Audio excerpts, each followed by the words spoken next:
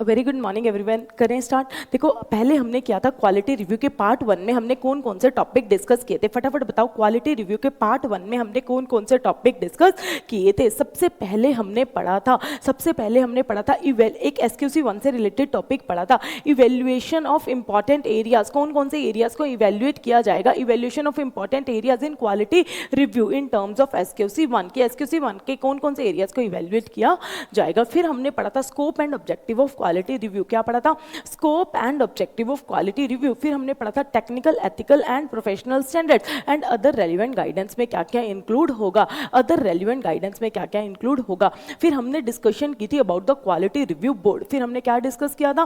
Quality review board के बारे में डिस्कस किया था। और उसके बाद हमने एक इंपॉर्टेंट टॉपिक डिस्कस किया था, that is about the selection of audit firm under review, कि ऑडिट फर्म अंडर रिव्यू को कैसे सिलेक्ट किया जाता है, ऑडिट फर्म अंडर रिव्यू को कैसे सिलेक्ट किया जाता है। अब हम पार्ट 2 में मैं सबसे पहले आपको ओवरव्यू देती हूँ कि हम क्या क्या टॉपिक्स कवर ऑन करेंगे और उसके बाद हम अपने रिमेनिंग चैप्टर को बिगिन करेंगे। अब हम क्वालिटी रिव्यू में क्या क्या डिस्कस करेंगे, कौन कौन से टॉपिक्स को डिस्कस करेंगे। सबसे पहले हम 6 टॉपिक्स को डिस्कस करेंगे। कितने टॉपिक्स को डिस्कस करेंगे? 6 टॉपिक्स को डिस्कस करेंगे, जिसमें सबसे पहले अगर आपको याद हो क्वालिटी रिव्यू कौन कंडक्ट करता है, मैंने आपको बिगिनिंग में ही बताया था। क्वालिटी रिव्यू बोर्ड इसके लिए क्या मेंटेन करता है? Panel of technical reviewers. क्या मेंटेन करता है?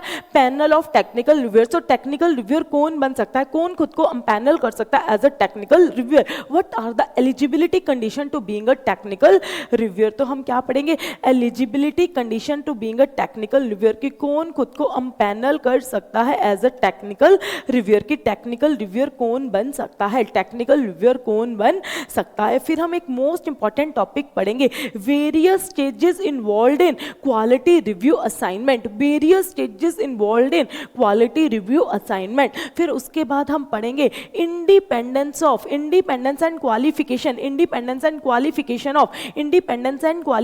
Of technical reviewer, independence and qualification of technical reviewer. उसके बाद हम पढ़ेंगे एक टॉपिक कॉन्फिडेंशियलिटी का। कौन सा टॉपिक पढ़ेंगे? कॉन्फिडेंशियलिटी का। क्या पढ़ेंगे? कॉन्फिडेंशियलिटी का। एक टॉपिक क्या पढ़ेंगे? कॉन्फिडेंशियलिटी का। कॉन्फिडेंशियलिटी के बाद हम पढ़ेंगे इंडिपेंडेंस ऑफ क्वालिफाइड असिस्टेंट। एक टॉपिक पढ़ेंगे किसका?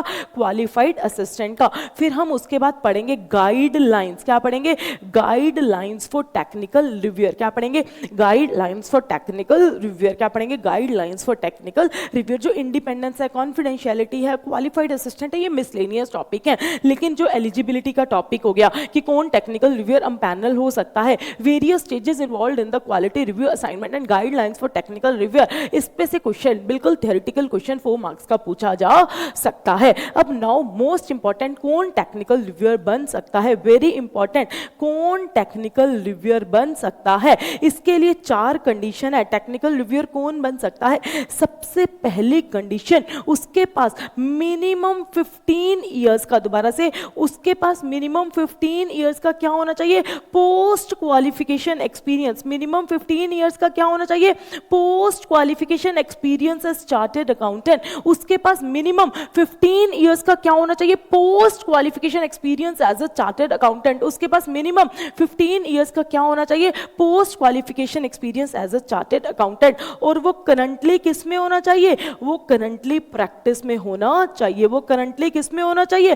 प्रैक्टिस में होना चाहिए। तो पहली कंडीशन क्या है? Minimum 15 years of post qualification experience as a chartered accountant, और प्लस वो करंटली किस में होना चाहिए?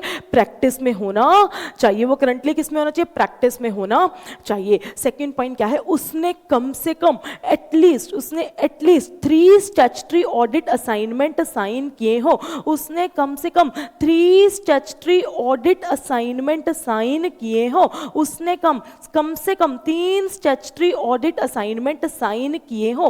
किसके 3 स्टैट्यूटरी ऑडिट असाइनमेंट साइन किए हो? या तो उसने central statutory auditor of bank, या तो central statutory audit of bank, या तो central statutory audit of bank, या फिर पब्लिक लिमिटेड कंपनी, या तो पब्लिक लिमिटेड कंपनी, या फिर गवर्नमेंट कंपनी, या फिर प्राइवेट लिमिटेड कंपनी, या फिर प्राइवेट लिमिटेड कंपनी जिस जिसका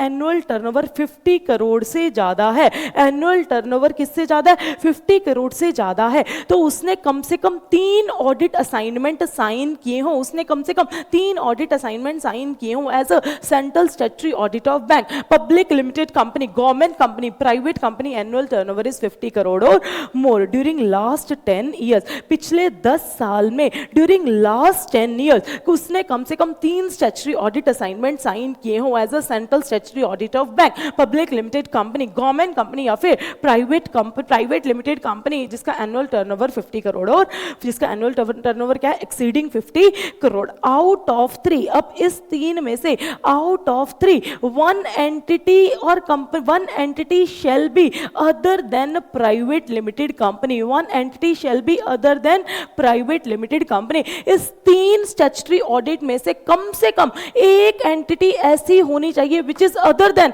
प्राइवेट लिमिटेड कंपनी, मतलब उसने कम से कम एक ऑडिट असाइनमेंट साइन किया हो, या तो central statutory audit of bank या फिर पब्लिक लिमिटेड कंपनी या फिर गवर्नमेंट कंपनी। अब इन 3 में से कम एक स्टैट्यूटरी ऑडिट असाइनमेंट क्या होनी चाहिए, other than private limited company, क्या होना चाहिए, other than private limited company, other than private limited company. अब थर्ड पॉइंट क्या है, उसके अगेंस्ट कोई भी डिसिप्लिनरी प्रोसीडिंग, उसके अगेंस्ट कोई भी डिसिप्लिनरी प्रोसीडिंग पेंडिंग नहीं होनी चाहिए, उसके अगेंस्ट कोई भी डिसिप्लिनरी प्रोसीडिंग पेंडिंग नहीं होनी चाहिए under the chartered accountant act 1949, उसके अगेंस्ट कोई भी डिसिप्लिनरी प्रोसीडिंग पेंडिंग नहीं होनी चाहिए under the chartered accountant act, उसके अगेंस्ट कोई भी डिसिप्लिनरी एक्शन ना लिया गया हो, उसके अगेंस्ट कोई भी डिसिप्लिनरी एक्शन ना लिया गया हो अंडर चार्टर्ड अकाउंटेंट एक्ट 1949, उसके अगेंस्ट कोई भी पैनल एक्शन ना लिया गया हो, ना पेंडिंग हो, पैनल एक्शन टेकन और pending in any other law, किसी और लॉ के अंदर उसके अगेंस्ट ना तो कोई पैनल एक्शन लिया गया हो, ना कोई पैनल एक्शन क्या हो, पेंडिंग हो। ड्यूरिंग लास्ट 3 फाइनेंशियल ईयर्स, पिछले 3 फाइनेंशियल ईयर में ड्यूरिंग लास्ट 3 फाइनेंशियल ईयर उसके अगेंस्ट कोई भी डिसिप्लिनरी प्रोसीडिंग पेंडिंग ना हो under the chartered accountant act, उसके अगेंस्ट कोई भी डिसिप्लिनरी एक्शन ना लिया गया हो under the chartered accountant act, उसके अगेंस्ट कोई भी पैनल एक्शन ना तो लिया गया हो ना पेंडिंग हो in any other law during last 3 financial years and thereafter, उसके अगेंस्ट कुछ। और अगर हम पीयर रिव्यू की बात करें, पीयर रिव्यूअर की बात करें, तो उसके अगेंस्ट कभी भी लाइफ टाइम में कभी भी पैनल एक्शन, कोई भी डिसिप्लिनरी प्रोसीडिंग नहीं होनी चाहिए। लेकिन यहाँ क्या है, पिछले 3 साल में कोई भी डिसिप्लिनरी प्रोसीडिंग एक्शन या फिर कोई भी पैनल एक्शन किसी भी लॉ में ना लिया गया हो। अब आते हैं फोर्थ पॉइंट, वो करंटली मेंबर नहीं होना चाहिए, वो मेंबर नहीं होना चाहिए। वो कहाँ का मेंबर नहीं होना चाहिए, वो क्वालिटी रिव्यू बोर्ड का मेंबर नहीं होना चाहिए, वो क्वालिटी रिव्यू बोर्ड का मेंबर नहीं होना चाहिए। और वो कहाँ का मेंबर नहीं होना चाहिए, वो काउंसिल का मेंबर नहीं होना चाहिए, सेंट्रल काउंसिल ऑफ आईसीआई का मेंबर नहीं होना चाहिए, वो रीजनल काउंसिल का मेंबर नहीं होना चाहिए, वो ब्रांच लेवल मैनेजमेंट कमेटी का मेंबर नहीं होना चाहिए, वो क्वालिटी रिव्यू बोर्ड का मेंबर नहीं होना चाहिए, वो काउंसिल का मेंबर नहीं होना चाहिए, वो रीजनल काउंसिल का मेंबर नहीं होना चाहिए, और वो ब्रांच लेवल मैनेजमेंट कमेटी का मेंबर नहीं होना चाहिए।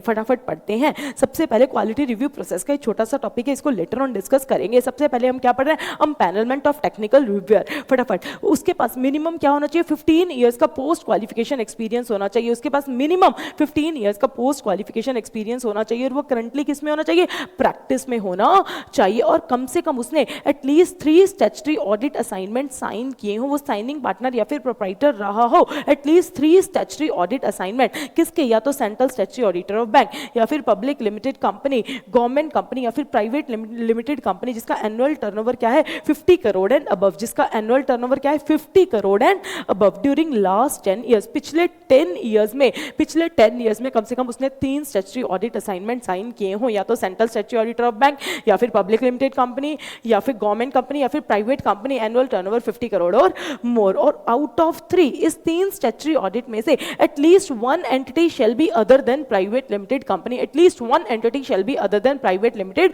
कंपनी, उसके अगेंस्ट कोई भी disciplinary proceeding under the chartered accountant act ना तो पेंडिंग हो और ना कोई disciplinary action under the chartered accountant act लिया गया हो, ना कोई panel action in any other law लिया गया हो या पेंडिंग हो during last 3 financial years and there after, पिछले 3 साल में उसके अगेंस्ट कोई भी एक्शन नहीं लिया जाना चाहिए, वो मेंबर नहीं होना चाहिए, वो क्वालिटी रिव्यू बोर्ड का मेंबर नहीं होना चाहिए, वो ICAI की सेंट्रल काउंसिल का मेंबर नहीं होना चाहिए, रीजनल काउंसिल का मेंबर नहीं होना चाहिए, वो ब्रांच लेवल मैनेजमेंट कमेटी का मेंबर नहीं होना चाहिए, नहीं होना चाहिए। This is the basic minimum criteria. अब क्या है? Right of the board. Board के पास राइट है, बोर्ड के पास राइट है कि वो अदर क्राइटेरिया भी स्पेसिफाई कर सकती है। मिनिमम क्राइटेरिया तो होगा ही होगा, बोर्ड के पास राइट है कि वो कोई अदर क्राइटेरिया भी स्पेसिफाई कर सकती है। देखो ये क्वालिटी रिव्यू बोर्ड की साइट है। अब क्वालिटी रिव्यू बोर्ड में क्या है?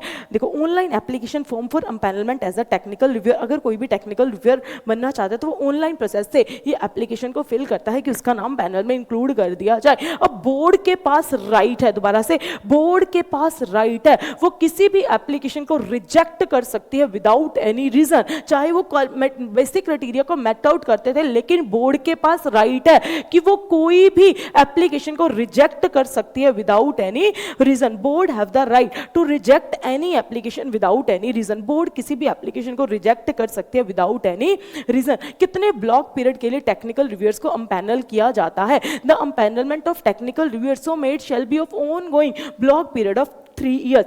3 ईयर्स के ब्लॉक पीरियड के लिए उनको अम्पैनल किया जाता है। टेक्निकल रिव्यूअर को ब्लॉक पीरियड ऑफ 3 ईयर्स के लिए अम्पैनल किया जाता है। सब्जेक्ट टू कंडीशन है कि उनको एनुअल डिक्लेरेशन देनी पड़ेगी। क्या देनी पड़ेगी? ईच टेक्निकल रिव्यूअर को एनुअल डिक्लेरेशन देनी पड़ेगी, subject to obtaining annual declaration from each of the empanel technical reviewer for continuing, कि वो बेसिक क्राइटेरिया को मैट आउट करता है। तो बेसिक क्राइटेरिया को मैट आउट करने की उनको एक एनुअल डिक्लेरेशन सभी टेक्निकल रिव्यूअर से ऑब्टेन करेगा। कौन? Quality review board. अब मान लो आपकी एप्लीकेशन को सिलेक्ट कर लिया गया और आपका नाम पैनल ऑफ टेक्निकल रिव्यूअर में इंक्लूड कर लिया गया, क्या आपको क्वालिटी रिव्यू का वर्क मिलेगा? क्या ये गारंटी है? नहीं।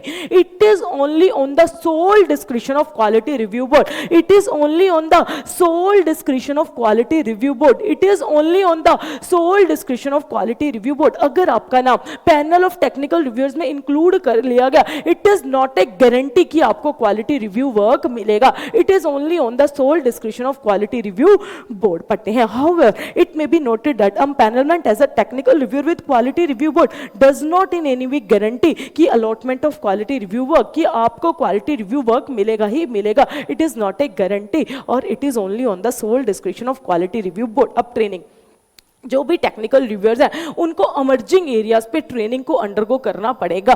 Technical reviewers are required to undergo training और अमर्जिंग एरियाज। उनको अमर्जिंग एरियाज जैसे इंडेस हो गया, amendments in the Companies Act हो गया, other technical standards, valuation standards, other relevant laws and regulations, उनको ट्रेनिंग और वर्कशॉप्स को क्या करना पड़ेगा? अंडरगो करना पड़ेगा। Technical reviewer shall regularly participate, उनको रेगुलरली पार्टिसिपेट करना पड़ेगा। ट्रेनिंग, वर्कशॉप, सेमिनार्स, प्रोग्राम्स जो ऑर्गेनाइज किए, POUs, अगर आपको याद हो प्रोफेशनल एथिक्स में हमने POUs को डिस्कस किया था, प्रोग्राम ऑर्गेनाइजिंग यूनिट्स। तो प्रोग्राम ऑर्गेनाइजिंग यूनिट्स ने जो ट्रेनिंग प्रोग्राम्स, वर्कशॉप्स ऑर्गेनाइज किए हैं, टेक्निकल रिव्यूअर्स को उसमें पार्टिसिपेट करना पड़ेगा। और उसको क्वालिटी रिव्यू बोर्ड को 6 annual declarations, how many? 6 annual declarations देनी पड़ेंगी विद द एविडेंस कि उन्होंने ट्रेनिंग प्रोग्राम्स और वर्कशॉप्स में पार्टिसिपेट किया है। तो जो है टेक्निकल रिव्यूअर्स, उनको 6 एनुअल डिक्लेरेशन सबमिट करनी पड़ेंगी क्वालिटी रिव्यू बोर्ड को विद रेलिवेंट एविडेंस कि उन्होंने ट्रेनिंग, वर्कशॉप्स और जो ट्रेनिंग प्रोग्राम्स है उसमें पार्टिसिपेट किया है। अब क्या उनका नाम अनदर ब्लॉक पीरियड के लिए रिन्यू किया जा सकता है? क्या टेक्निकल रिव्यूअर्स को अनदर ब्लॉक पीरियड के लिए रिन्यू किया जा सकता है? It is depend upon the quality review board on completion of initial block period of empanelment. मतलब उसने 3 साल का ब्लॉक पीरियड कंप्लीट कर लिया तो बोर्ड डिसाइड करेगा क्या उसको रिन्यूअल के लिए ऑफर करना है। तो board may decide for the renewal of empanelment to technical reviewer for another block period. It will be depend कि एक तो उससे क्या लेनी पड़ेगी? Subject to the consent. उसकी कंसेंट के बाद तो क्या करेगा? उसको एम्पैनल कर देगा for another block period. Depend करेगा कि उसने क्वालिटी रिव्यू का वर्क कैसे किया है, क्या वो बेसिक क्राइटेरिया को मैट आउट करता है या नहीं करता, क्या उसने ट्रेनिंग प्रोग्राम्स में पार्टिसिपेट किया है या नहीं किया, and other factor as may consider by the board may decide to offer for another period period वो उसको क्या कर सकता है, रिन्यूअल का ऑफर दे सकता है, टेक्निकल रिव्यूअर को रिन्यूअल का ऑफर दे सकता है subject to his content. This is all about the empanelment as a technical reviewer. सबसे पहले 15 साल का पोस्ट क्वालिफिकेशन एक्सपीरियंस होना चाहिए, करंटली इन प्रैक्टिस होना चाहिए, उसने कम से कम 3 स्टैट्यूटरी ऑडिट असाइनमेंट साइन किए हो। किसके? Central statutory audit, central statutory audit of a bank, central statutory audit of a bank, public limited company, government company, private company, annual turnover 50 crore or more during last 10 years, out of 3 one shall be entity other than private limited company। उसके against कोई भी disciplinary proceeding pending ना हो under the chartered accountant act, उसके against कोई भी disciplinary action ना लिया गया हो under the chartered accountant act, उसके अगेंस्ट कोई भी penal action in any other law taken और pending during last 3 financial years, वो क्वालिटी रिव्यू बोर्ड का मेंबर नहीं होना चाहिए, वो सेंट्रल काउंसिल का मेंबर नहीं होना चाहिए, वो रीजनल काउंसिल का मेंबर नहीं होना चाहिए, वो ब्रांच लेवल मैनेजमेंट कमेटी का मेंबर नहीं होना चाहिए। अगर बोर्ड चाहे, it is a right of the board में स्पेसिफाई अदर क्राइटेरिया, बोर्ड और criteria with the minimum criteria भी स्पेसिफाई कर सकती है, बोर्ड कोई अदर क्राइटेरिया भी बोर्ड कोई अदर क्राइटेरिया भी स्पेसिफाई कर सकती है, और बोर्ड के पास राइट है कि वो किसी भी एप्लीकेशन को रिजेक्ट कर सकती है without any reason. Board have the right to reject any application without any reason. फिर टेक्निकल रिव्यूअर्स को 3 साल के ब्लॉक पीरियड के लिए अम्पैनल किया जाता है, सब्जेक्ट टू उनसे एनुअल डिक्लेरेशन ऑब्टेन करनी पड़ती है फ्रॉम ईच टेक्निकल रिव्यूअर कि वो बेसिक क्राइटेरिया को मैट आउट करते हैं, और अगर टेक्निकल रिव्यूअर का नाम पैनल में इंक्लूड कर लिया गया, it is not a guarantee कि उसको क्वालिटी रिव्यू वर्क मिलेगा, it is only on the sole description of quality review. But उनको ट्रेनिंग प्रोग्राम, जो भी टेक्निकल रिव्यूअर्स हैं उनको अंडरगो करने पड़ेंगे training programs and workshops on the emerging areas. उनको 6 annual declaration with the evidences quality review board को देनी पड़ेगी कि उन्होंने पार्टिसिपेट किया है ट्रेनिंग वर्कशॉप्स एंड प्रोग्राम्स में। और अगर बोर्ड चाहे, board may offer for further renewal for empanelment as a technical reviewer for another block period subject to his consent, और इसमें बोर्ड बहुत सारे फैक्टर्स कंसीडर करेगी कि उसको ऑफर करना है या नहीं करना। अब आते हैं हमारा नेक्स्ट स्टेप, हमने हमारा एक टॉपिक खत्म कर लिया। कौन सा टॉपिक खत्म कर लिया? Empanelment as a technical reviewer. अब आते हैं next important topic, various stages involved in quality review process. अब हम कौन सा टॉपिक कर रहे हैं? Various stages involved in quality review assignment. कौन सा टॉपिक कर रहे हैं? Various stages involved in quality review assignment, various stages involved in quality review assignment. Quality review assignment में कौन कौन सी स्टेजेस इन्वॉल्वड होती हैं? द फर्स्ट स्टेप, जिसमें मैं आपको 13 स्टेप्स करवाऊंगी। कितने स्टेप्स करवाऊंगी? 13 स्टेप। अब आ जाइए फर्स्ट स्टेप। सबसे पहले क्वालिटी रिव्यू बोर्ड, कौन? क्वालिटी रिव्यू बोर्ड क्या सिलेक्ट करेगा? Quality review board audit firm select करेगा जिसका क्वालिटी रिव्यू होना है। क्या सिलेक्ट करेगा? ऑडिट फाइल सिलेक्ट करेगा, और वो आइडेंटिफाई करेगा टेक्निकल रिव्यूअर। क्या आइडेंटिफाई करेगा?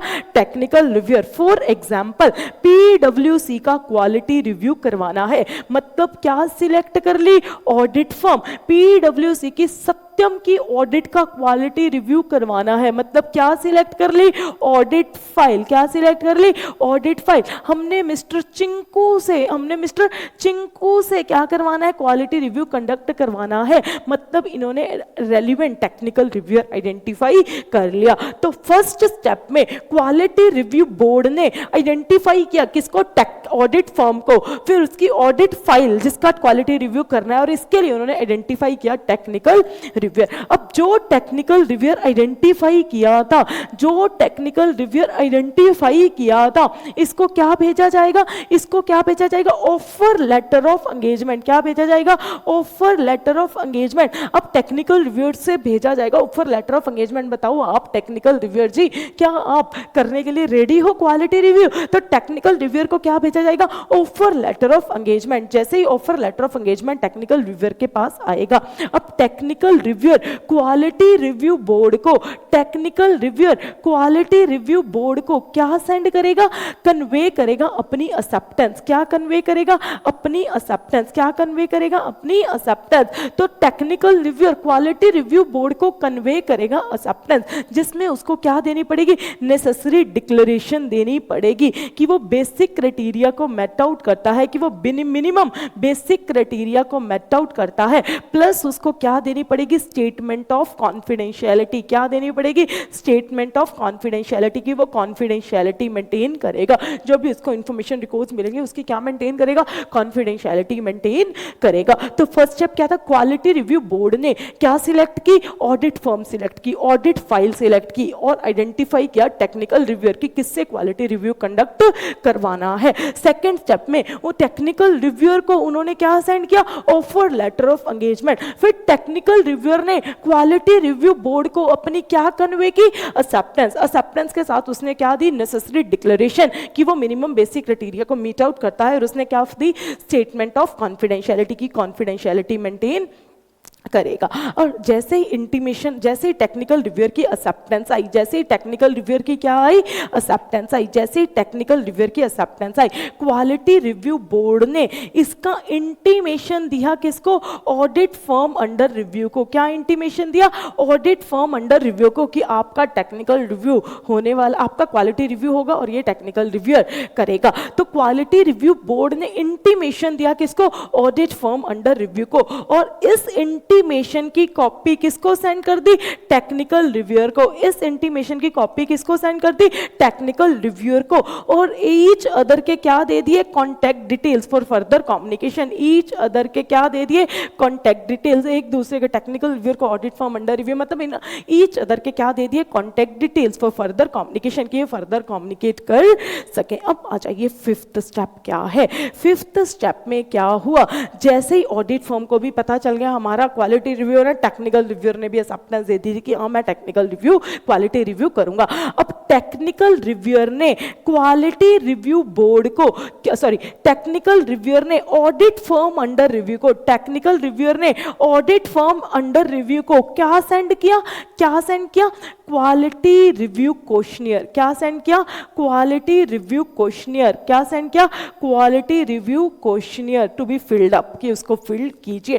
टेक्निकल रिव्यूअर ने ऑडिट फर्म अंडर रिव्यू को क्या सेंड किया, क्वालिटी रिव्यू क्वेश्चनियर। क्या सेंड किया, quality review questionnaire for filling up. And और उससे क्या कॉल कर सकता है, technical reviewer may call for any additional information. Technical reviewer may call for any additional information. Technical reviewer may call for any additional information. अब technical reviewer को quality review करना है। अब टेक्निकल रिव्यूअर को क्या करना है, क्वालिटी रिव्यू करना है। अब क्वालिटी रिव्यू के लिए वो दो चीजें करेगा, एक तो वो क्या करेगा, ऑफ साइट रिव्यू, एक तो क्या करेगा, ऑफ साइट रिव्यू, और एक क्या करेगा, on site review. On site review का मतलब वो ऑडिट फर्म के ऑफिस में विजिट करेगा। ऑन साइट का मतलब वो विजिट करेगा ऑडिट फर्म के ऑफिस में, ऑडिट फर्म अंडर रिव्यू के ऑफिस में विजिट करेगा। Visit the office of audit firm under review. अब कब विजिट करना है, कब विजिट करना है, इसके लिए डेट फिक्स की जाएगी by fixing the date with mutual consent, with mutual consent, ensuring जो टेक्निकल रिव्यू है वो स्पेसिफाइड टाइम में खत्म हो जाए। जो बोर्ड ने स्पेसिफाइड टाइम दिया हुआ है वो विद इन दैट टाइम खत्म हो जाए। अब क्वालिटी रिव्यू के लिए उसने ऑन साइट रिव्यू किया। अब ऑन साइट रिव्यू के लिए उसने प्रॉपर प्लानिंग की। ऑफ साइट रिव्यू के लिए उसने प्रॉपर प्लानिंग की, जिसमें जनरली वो क्या देखता होगा, जो भी उन्होंने quality review questionnaire filled up किया होगा वो उसको रिव्यू करता होगा, उनके रिस्पॉन्सेज देखता होगा, और फिर वो प्लान करता है ऑन साइट रिव्यू, जिसमें वो ऑडिट फर्म अंडर रिव्यू के ऑफिस में विजिट करता है। अब कब विजिट करना है, इसके लिए डेट फिक्स की जाएगी, और डेट फिक्स कैसे की जाएगी, by mutual consent. Technical review और audit firm under review by mutual consent वो एक डेट फिक्स करेंगे जिस दिन टेक्निकल रिव्यूअर वहां जाकर विजिट करेगा और क्या करेगा, ऑन साइट रिव्यू करेगा। और जो डेट फिक्स की जाएगी इट विल बी डिपेंड की जो आपका टेक्निकल रिव्यूअर है, इंश्योरिंग कि आपका जो क्वालिटी रिव्यू है वो आपका स्पेसिफाइड टाइम फ्रेम में खत्म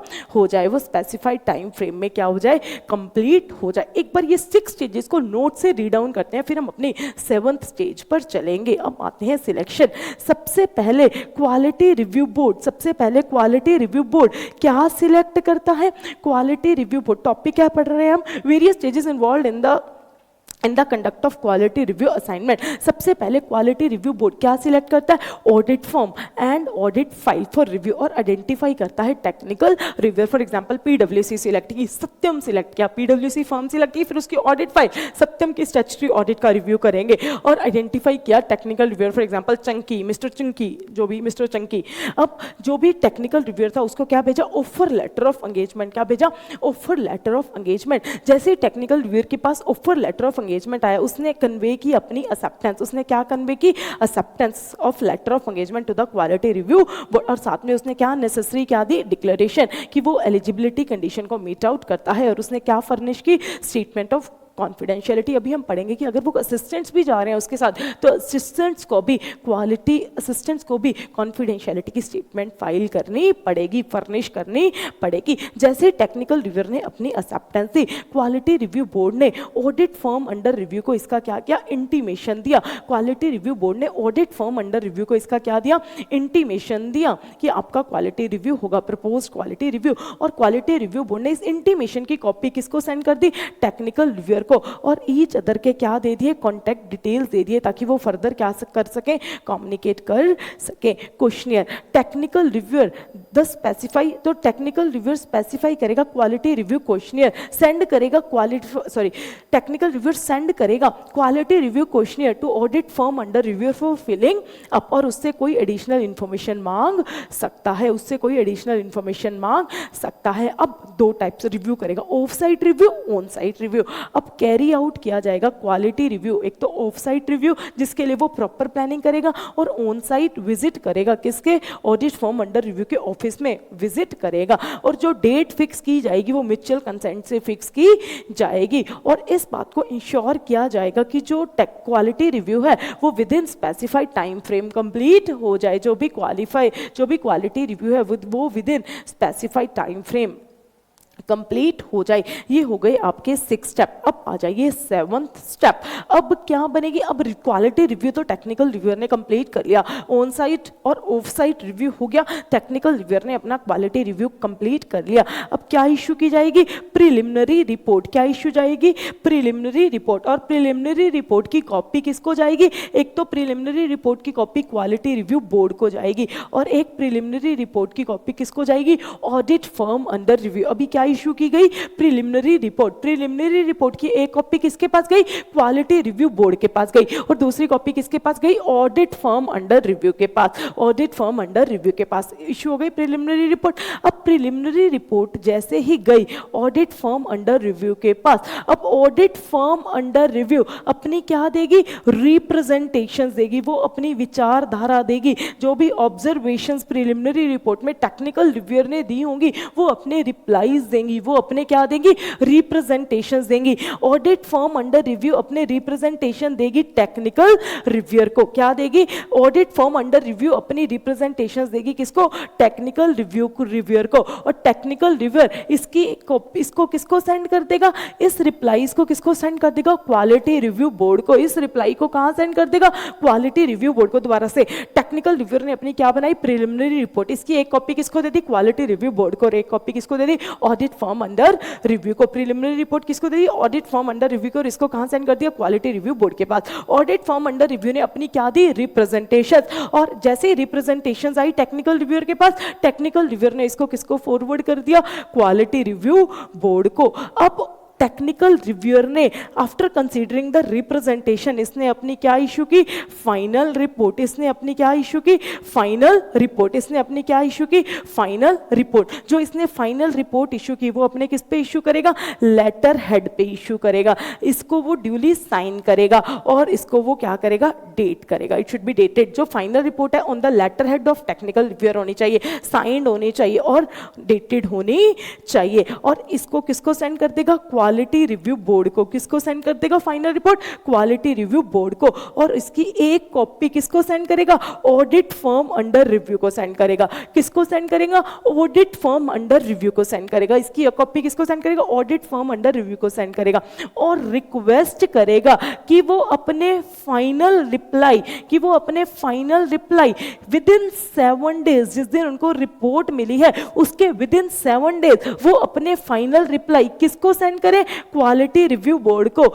कॉपी किसके पास गई, ऑडिट फाइनल रिपोर्ट की कॉपी किसके पास गई, ऑडिट फर्म अंडर रिव्यू के पास, और उनको टेक्निकल रिव्यू रिक्वेस्ट करेगा कि आप विद इन 7 डेज अपने फाइनल रिप्लाई किसको दो, क्वालिटी रिव्यू बोर्ड को, प्लस आप किसको दो, टेक्निकल रिव्यूअर को। एक copy of reply shall be send to technical reviewer, किसको सेंड कर दो, टेक्निकल रिव्यूअर। अब आते हैं, अब जो ऑडिट फर्म अंडर रिव्यू है वो अपने फाइनल रिप्लाईज किसको सेंड करेगी विद इन 7 डेज, वो सेंड करेगी अपने फाइनल रिप्लाई किसको, क्वालिटी रिव्यू बोर्ड को, और साथ में अपना क्या बताएगी, feedback in the specified format, जो फॉर्मेट क्वालिटी रिव्यू बोर्ड ने दिया हुआ स्पेसिफाइड फॉर्मेट में वो फीडबैक देगी about the experience of quality review, कि उनका क्वालिटी रिव्यू के प्रति उनका क्या एक्सपीरियंस है, कि आपको क्वालिटी रिव्यू का आपका क्या एक्सपीरियंस रहा, तो आपको फीडबैक देना है about the experience of quality review. एक बार हम ये 3 स्टेप्स पढ़ते हैं। On the completion of on site review, जैसे ही टेक्निकल रिव्यूअर ने अपना ऑन साइट रिव्यू कंप्लीट कर लिया, टेक्निकल रिव्यूअर क्या सेंड करेगा, प्रिलिमिनरी रिपोर्ट, एक तो ऑडिट फर्म अंडर रिव्यू को, और इसकी एक कॉपी किसको दे देगा, क्वालिटी रिव्यू बोर्ड को एज वेल। फिर ऑडिट फर्म अंडर रिव्यू अपनी रिप्रेजेंटेशन देगी on the preliminary report of the technical reviewer, किसको देंगे, टेक्निकल रिव्यूअर को, और टेक्निकल रिव्यूअर उनके रिप्लाईज किसको सेंड कर देगा, क्वालिटी रिव्यू बोर्ड को। जो ऑडिट फर्म अंडर रिव्यू ने रिप्लाई दिए होंगे किसको सेंड कर देगा, क्वालिटी रिव्यू बोर्ड को। अब टेक्निकल रिव्यूअर अपनी क्या देगा, final report along with the annual report of the entity. For example Satyam की एनुअल रिपोर्ट भी जाएगी और उसकी फाइनल रिपोर्ट भी जाएगी। The quality review board in the specified format में देगा, अपने लेटर हेड पे देगा, ड्यूली साइंड होनी चाहिए, डेटेड होनी चाहिए with in the specified time frame, और अगर क्वालिटी रिव्यू बोर्ड ने टाइम एक्सटेंड किया है तो विद इन दैट टाइम वो क्या दे देगा, फाइनल रिपोर्ट। और इसकी एक कॉपी किसको सेंड करेगा, फाइनल रिपोर्ट की, ऑडिट फर्म अंडर रिव्यू को, और इनको रिक्वेस्ट करेगा कि आप अपने रिप्लाई विद इन 7 डेज, आप अपने final reply within 7 days of the receipt of final report किसको सेंड करें, क्वालिटी रिव्यू बोर्ड को। और ऑडिट फर्म अंडर रिव्यू एक कॉपी इसकी किसको सेंड कर देना, टेक्निकल रिव्यू को। Audit firm shall also send a copy of its final reply to technical reviewer. अब audit firm under review quality review board को अपने रिप्लाई देगी, अपने क्या देगी, फाइनल रिप्लाई देगी ऑन द फाइनल रिपोर्ट, और अपना फीडबैक बताएगी regarding their experience of quality review, की उनका क्वालिटी रिव्यू में क्या एक्सपीरियंस रहा, उनका कैसा एक्सपीरियंस था क्वालिटी रिव्यू का। अब क्या हुआ, जैसे ही फाइनल कमेंट्स टेक्निकल रिव्यू पे भी गए होंगे, क्वालिटी रिव्यू बोर्ड पे भी गए होंगे। अब टेक्निकल रिव्यू, अब जैसे ही उसको क्या मिलेंगे, फाइनल रिप्लाई मिलेगा। जैसे ही उसको फाइनल रिप्लाई मिलेगा वो उसके विद इन 7 डेज, जैसे ही क्वालिटी रिव्यू बोर्ड के फाइनल रिप्लाई आएंगे किसके पास, टेक्निकल रिव्यूअर के पास, वो उसके विद इन 7 डेज क्या इशू करेगा, समरी ऑफ फाइंडिंग्स। क्या इशू करेगा, समरी ऑफ फाइंडिंग्स, की उसकी क्या फाइंडिंग्स थी, उसकी क्या, वो एक समरी इशू करेगा। क्या इशू करेगा, एक समरी, जिसमें वो बताएगा उसकी क्या फाइंडिंग्स थी, उनके क्या रिप्लाई आए, और उसके क्या ऑब्जर्वेशन है, उसके क्या कमेंट है ऑन अबव रिप्लाई, जैसे ही टेक्निकल रिव्यूअर के पास फाइनल रिप्लाईज आए वो उसके विद इन 7 डेज एक समरी इशू करेगा, जिसमें वो बताएगा क्या फाइंडिंग्स थे, उनके क्या रिप्लाई आए, और टेक्निकल रिव्यूअर के क्या कमेंट है ऑन अबव रिप्लाई, रिप्लाई। और ये समरी किसको सेंड कर देगा, क्वालिटी रिव्यू बोर्ड को। किसको सबमिट कर देगा, क्वालिटी रिव्यू बोर्ड को। अब एक इंपॉर्टेंट चीज ध्यान से सुनना, अब एक नया वर्ड आया है। अब मैं क्वालिटी रिव्यू बोर्ड नहीं बोल रही, इसलिए मैं पूरा लिख रही हूँ। पहले मैं तो सिर्फ क्वालिटी रिव्यू बोर्ड को क्यूआर भी लिखती थी, अब है क्वालिटी रिव्यू ग्रुप। ध्यान से सुनना, अब इसके लिए बहुत ज्यादा लंबी डिस्कशन होगी क्वालिटी रिव्यू ग्रुप पे, ध्यान से समझना।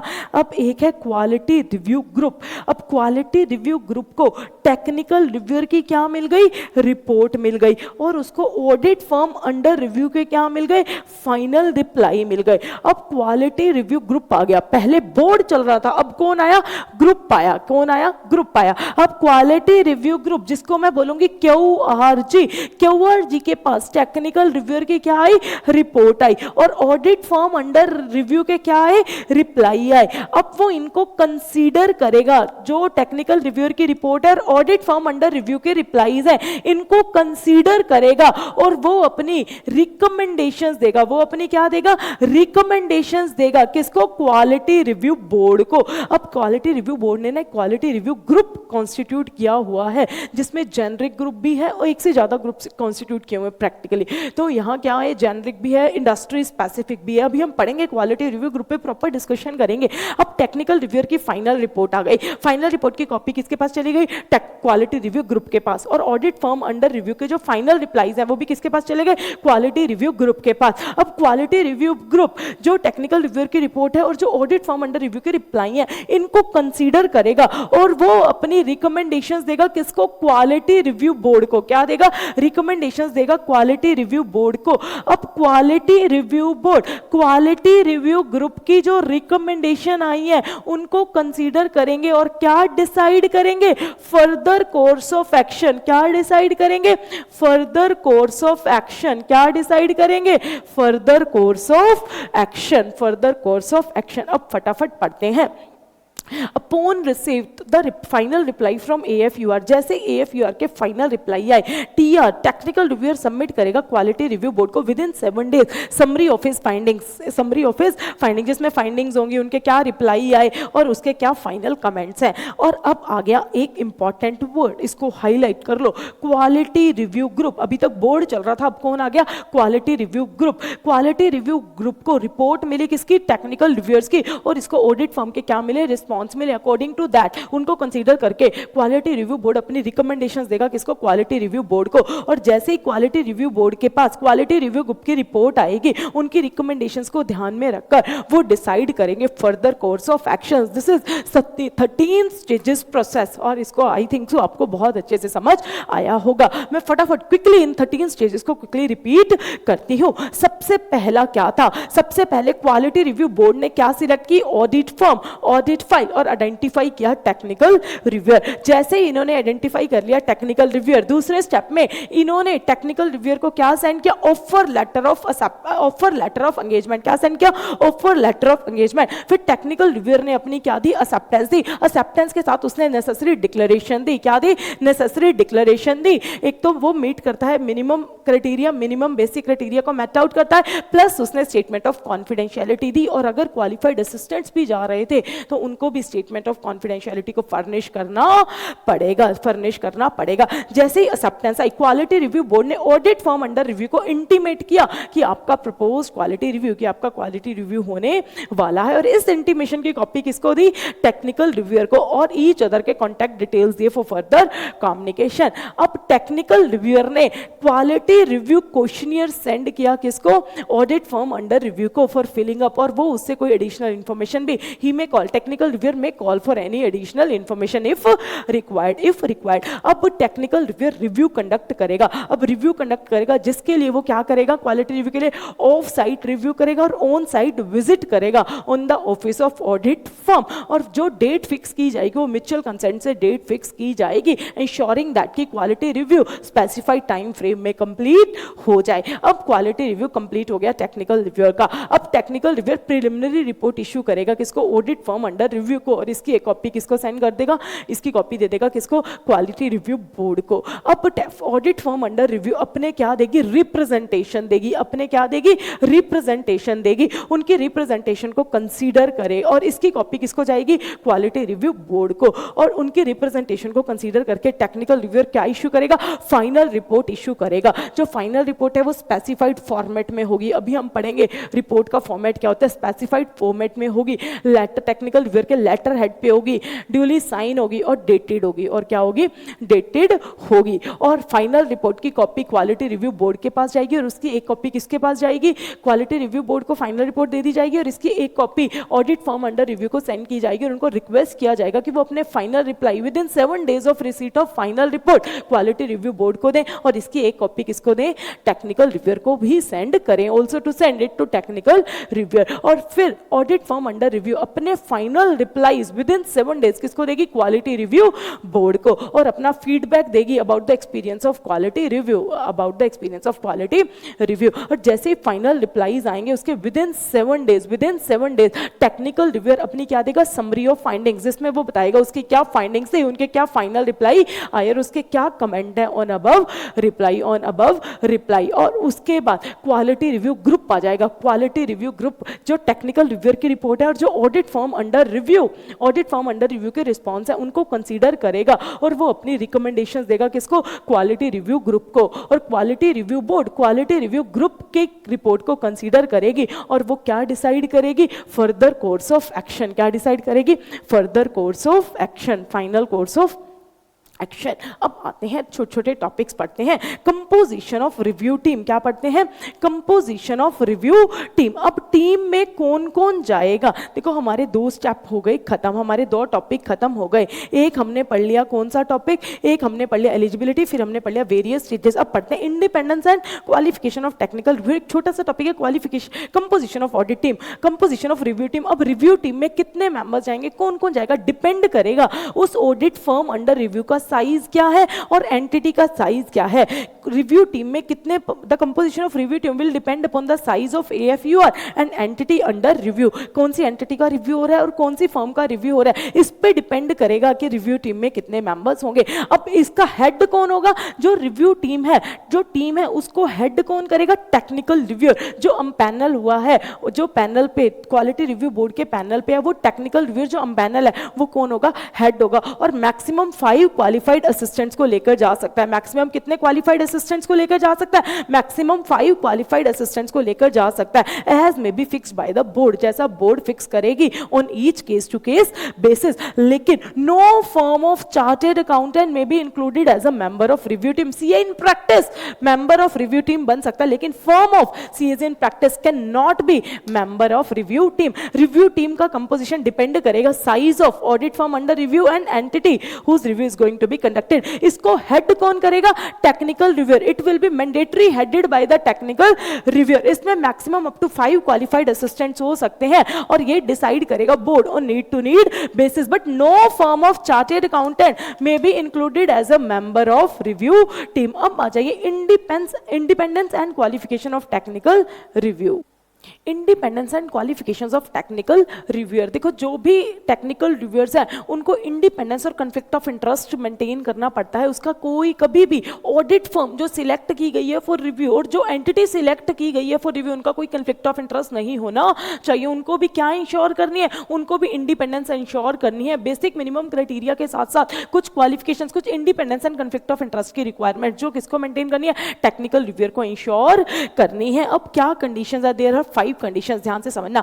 सबसे पहले तो हम जो पढ़ते थे, अब हम क्या पकड़ रहे हैं? इंडिपेंडेंस। क्या पढ़ रहे हैं? Independence and conflict of interest. जो भी टेक्निकल रिव्यूअर है उनको इंडिपेंडेंस मेंटेन करनी है और उनका ऑडिट फर्म जो सिलेक्ट की गई है फॉर रिव्यू और जो एंटिटी सिलेक्ट की गई है फॉर रिव्यू, उनका कोई कॉन्फ्लिक्ट ऑफ इंटरेस्ट नहीं होना चाहिए। तो क्या कंडीशंस है? ध्यान से सुनना।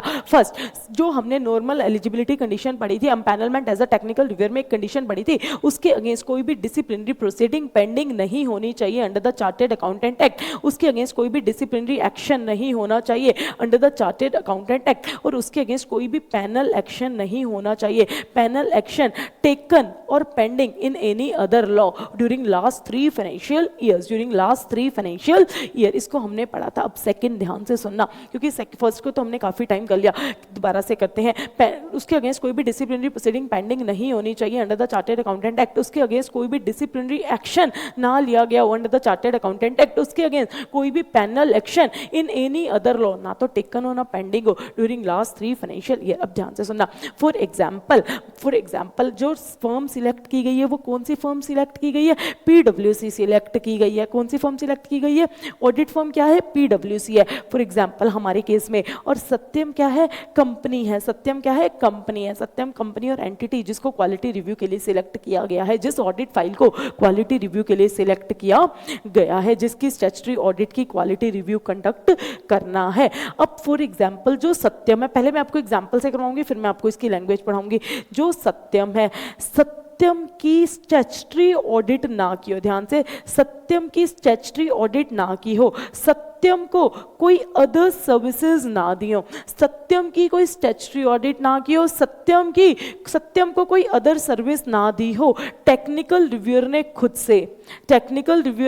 खुद से मतलब मेंबर ने, मतलब टेक्निकल रिव्यूअर ने, उसकी फर्म ने, उसकी नेटवर्क फर्म ने, या फिर कोई भी partner any of the partner of the firm और नेटवर्क फर्म, ना तो स्टैट्यूटरी ऑडिटर रहे हो और ना उन्होंने कोई अदर सर्विस दी हो, किसको, सत्यम को, ड्यूरिंग लास्ट 3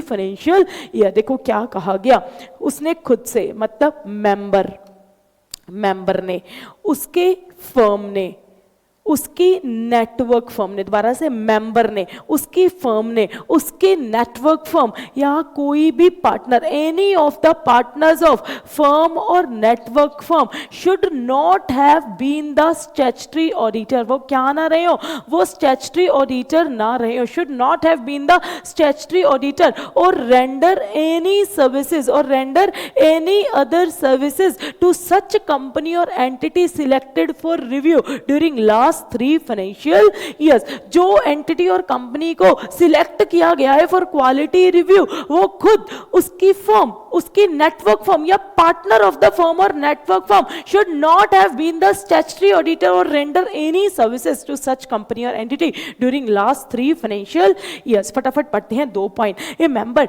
शुड नॉट, उसके अगेंस्ट कोई डिसिप्लिनरी प्रोसीडिंग पेंडिंग ना हो under the chartered accountant act, कोई डिसिप्लिनरी एक्शन ना लिया गया हो under the chartered accountant act, और कोई पैनल एक्शन किसी और लॉ में भी ना लिया गया हो ड्यूरिंग लास्ट 3 फाइनेंशियल ईयर्स। अब पढ़ते हैं, मेंबर ने खुद से, उसकी फर्म, उसकी network firm, any of the partners of the firm और network firm should not have been the statutory auditor ना रहे हो, और should not have rendered any services to the said company और entity during the last 3 financial years.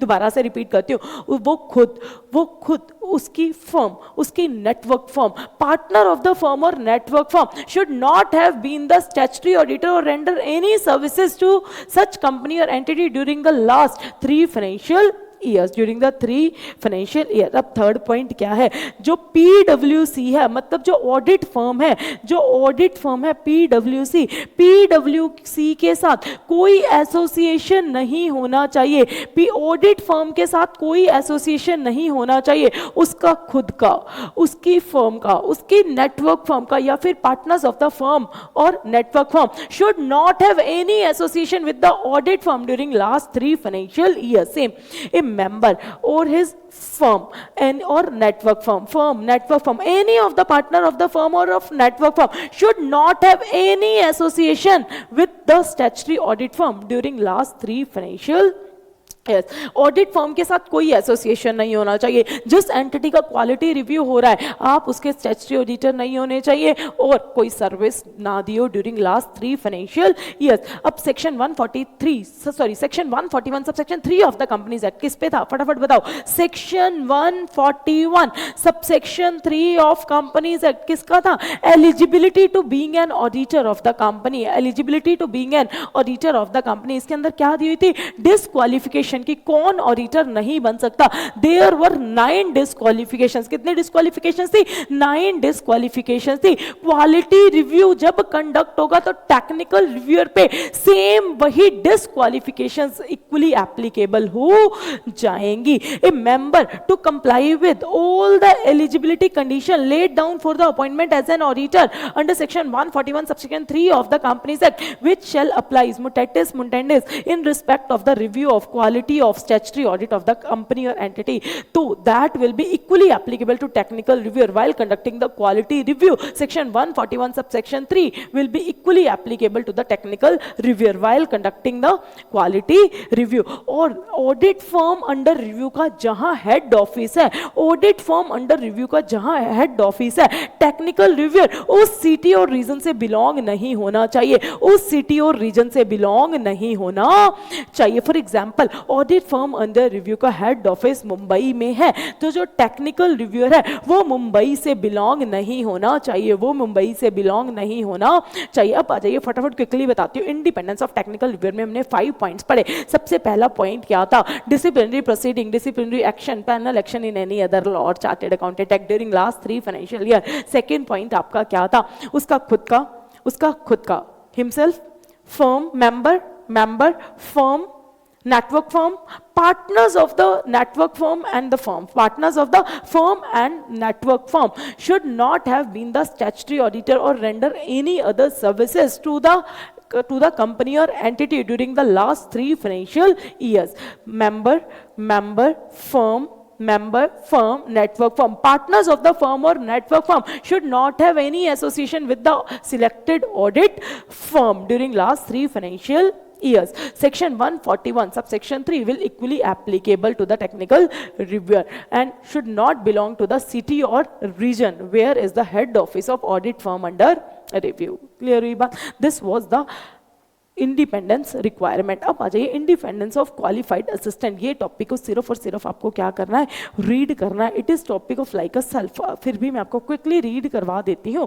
Qualified assistants जो भी हैं, qualified assistant कौन हो सकता है? क्वालिफाइड असिस्टेंट चार्टर्ड अकाउंटेंट होना चाहिए, वो डिसक्वालीफाई नहीं होना चाहिए under the chartered accountant act. मतलब section 8 of the chartered accountant and disabilities to being a member, वो डिसक्वालीफाई नहीं होना चाहिए under the chartered accountant act, वो डिसक्वालीफाई नहीं होना चाहिए under the chartered accountant act.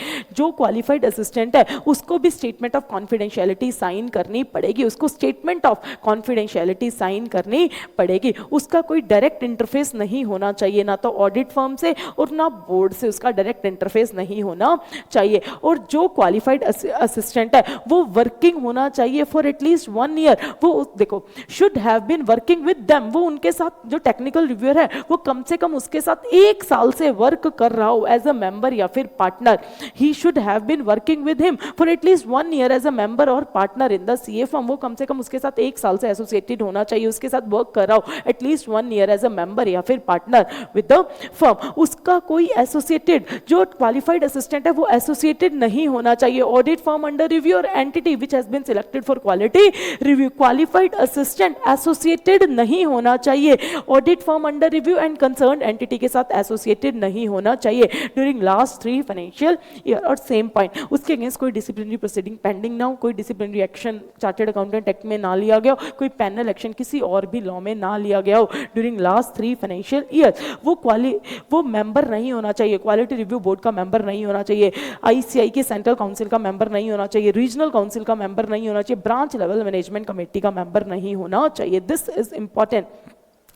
He should not himself be empaneled as a technical reviewer with the quality review board. जो qualified assistant है वो technical reviewer empanel नहीं होना चाहिए। मतलब technical reviewer कभी भी qualified assistant नहीं बन सकता। सिंपल सी बात, एक technical reviewer कभी भी qualified assistant नहीं बन सकता। qualified assistant as a technical reviewer empanel नहीं होना चाहिए with the quality review board। मतलब जो qualified assistant है वो कभी भी technical reviewer नहीं हो सकता, कभी भी टेक्निकल रिव्यूअर नहीं हो सकता। एक टेक्निकल रिव्यूअर का दूसरा टेक्निकल रिव्यूअर क्वालिफाइड असिस्टेंट नहीं हो सकता। क्वालिफाइड असिस्टेंट शिल not be empaneled as a technical reviewer.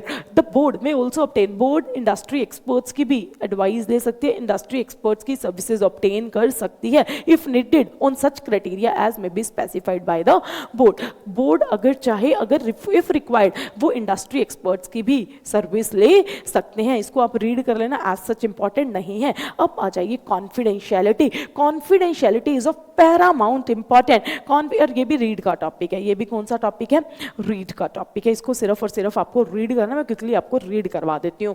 देखो, confidentiality of information pertaining to quality review assignment is of paramount important, is of top most important. Confidentiality maintain करनी है। Each and every person involve in the, देखो, all the person involve in the entire review process, quality review board के members, quality review group के members, technical review assistants, quality review board secretariat पढ़ते हैं, all the persons involved in the entire quality review process, members of quality review board, members of quality review group, technical reviewers, assistants, quality review board secretariat shall maintain confidentiality of information. सभी को confidentiality maintain करनी है, सभी को confidentiality maintain करनी है। फटाफट पढ़ते हैं। Technical reviewer should ensure that all the information, जो भी इंफॉर्मेशन है, पेपर्स हैं, मटेरियल्स हैं, डॉक्यूमेंट्स हैं, रिलेटिंग टू कंपनी और audit firm as selected assign to them, they should gain, जो भी इंफॉर्मेशन उन्हें गेन हुई है during the course of assignment, during the course of quality review process, जो भी उनको इंफॉर्मेशन, मटेरियल्स, डॉक्यूमेंट्स पता चले हैं,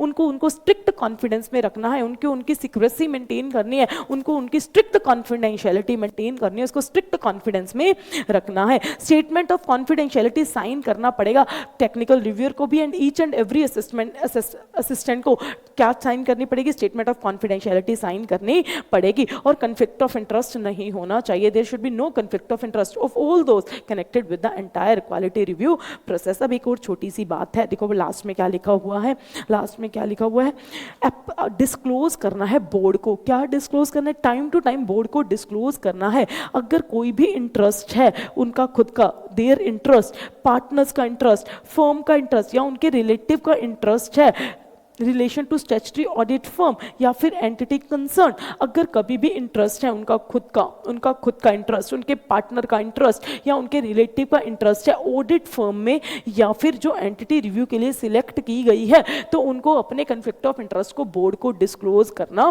पड़ेगा। बोर्ड को क्या डिस्क्लोज करना पड़ेगा?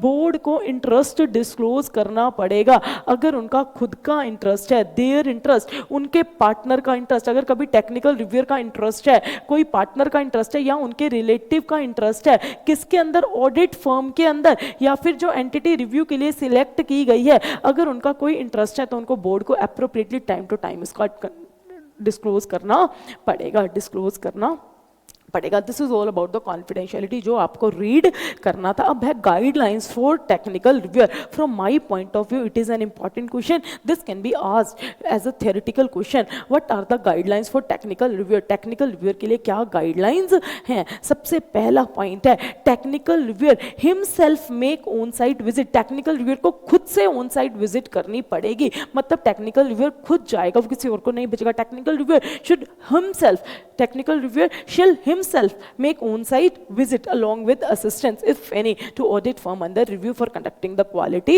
review। जो technical guide quality review board ने इशू की है, जो technical guide quality review board ने इशू की है for conducting the quality review, उसको फॉलो करना पड़ेगा। टेक्निकल रिव्यूअर को जो technical guide quality review board ने इशू की है for conducting the quality review, उसको फॉलो करना पड़ेगा। Very very important point is C point. देखो क्या होता है, दो पॉइंट है, पहले आप इसको समझना। एक होता है एब्स्ट्रैक्ट और एक होता है एक्सट्रैक्ट। एक होता है एब्स्ट्रैक्ट, एक होता है एक्सट्रैक्ट। फॉर एग्जाम्पल ये है ऑडिट फाइल जो मेंटेन की है, ये है ऑडिट फाइल जो मेंटेन की है किसने? ऑडिट फर्म अंडर रिव्यू ने, मतलब working papers of clients audit file. ये वर्किंग पेपर जो किसने मेंटेन किए? फॉर एग्जाम्पल पीडब्ल्यूसी ने ये सत्यम के वर्किंग पेपर्स मेंटेन किए हैं। अब जो टेक्निकल रिव्यूअर है, जो टेक्निकल रिव्यूअर है वो वर्किंग पेपर जो है पीडब्ल्यूसी के, जो पीडब्ल्यूसी के वर्किंग पेपर है रिलेटिंग टू सत्यम, वो उसका एब्स्ट्रैक्ट ले सकता है। एब्स्ट्रैक्ट मतलब वो नोट डाउन कर सकता है, उसकी समरी बना सकता है, जो भी उसने वर्किंग पेपर्स में देखा है उसको नोट डाउन कर सकता है, उसकी समरी बना सकता है। जो भी उसको वर्किंग पेपर्स में मिला वो अपने वर्किंग पेपर्स में, टेक्निकल रिव्यूअर अपने वर्किंग पेपर में उसको नोट डाउन कर सकता है। लेकिन इसका कुछ पोर्शन, इसके कुछ डॉक्यूमेंट्स, इसका कुछ पोर्शन निकालकर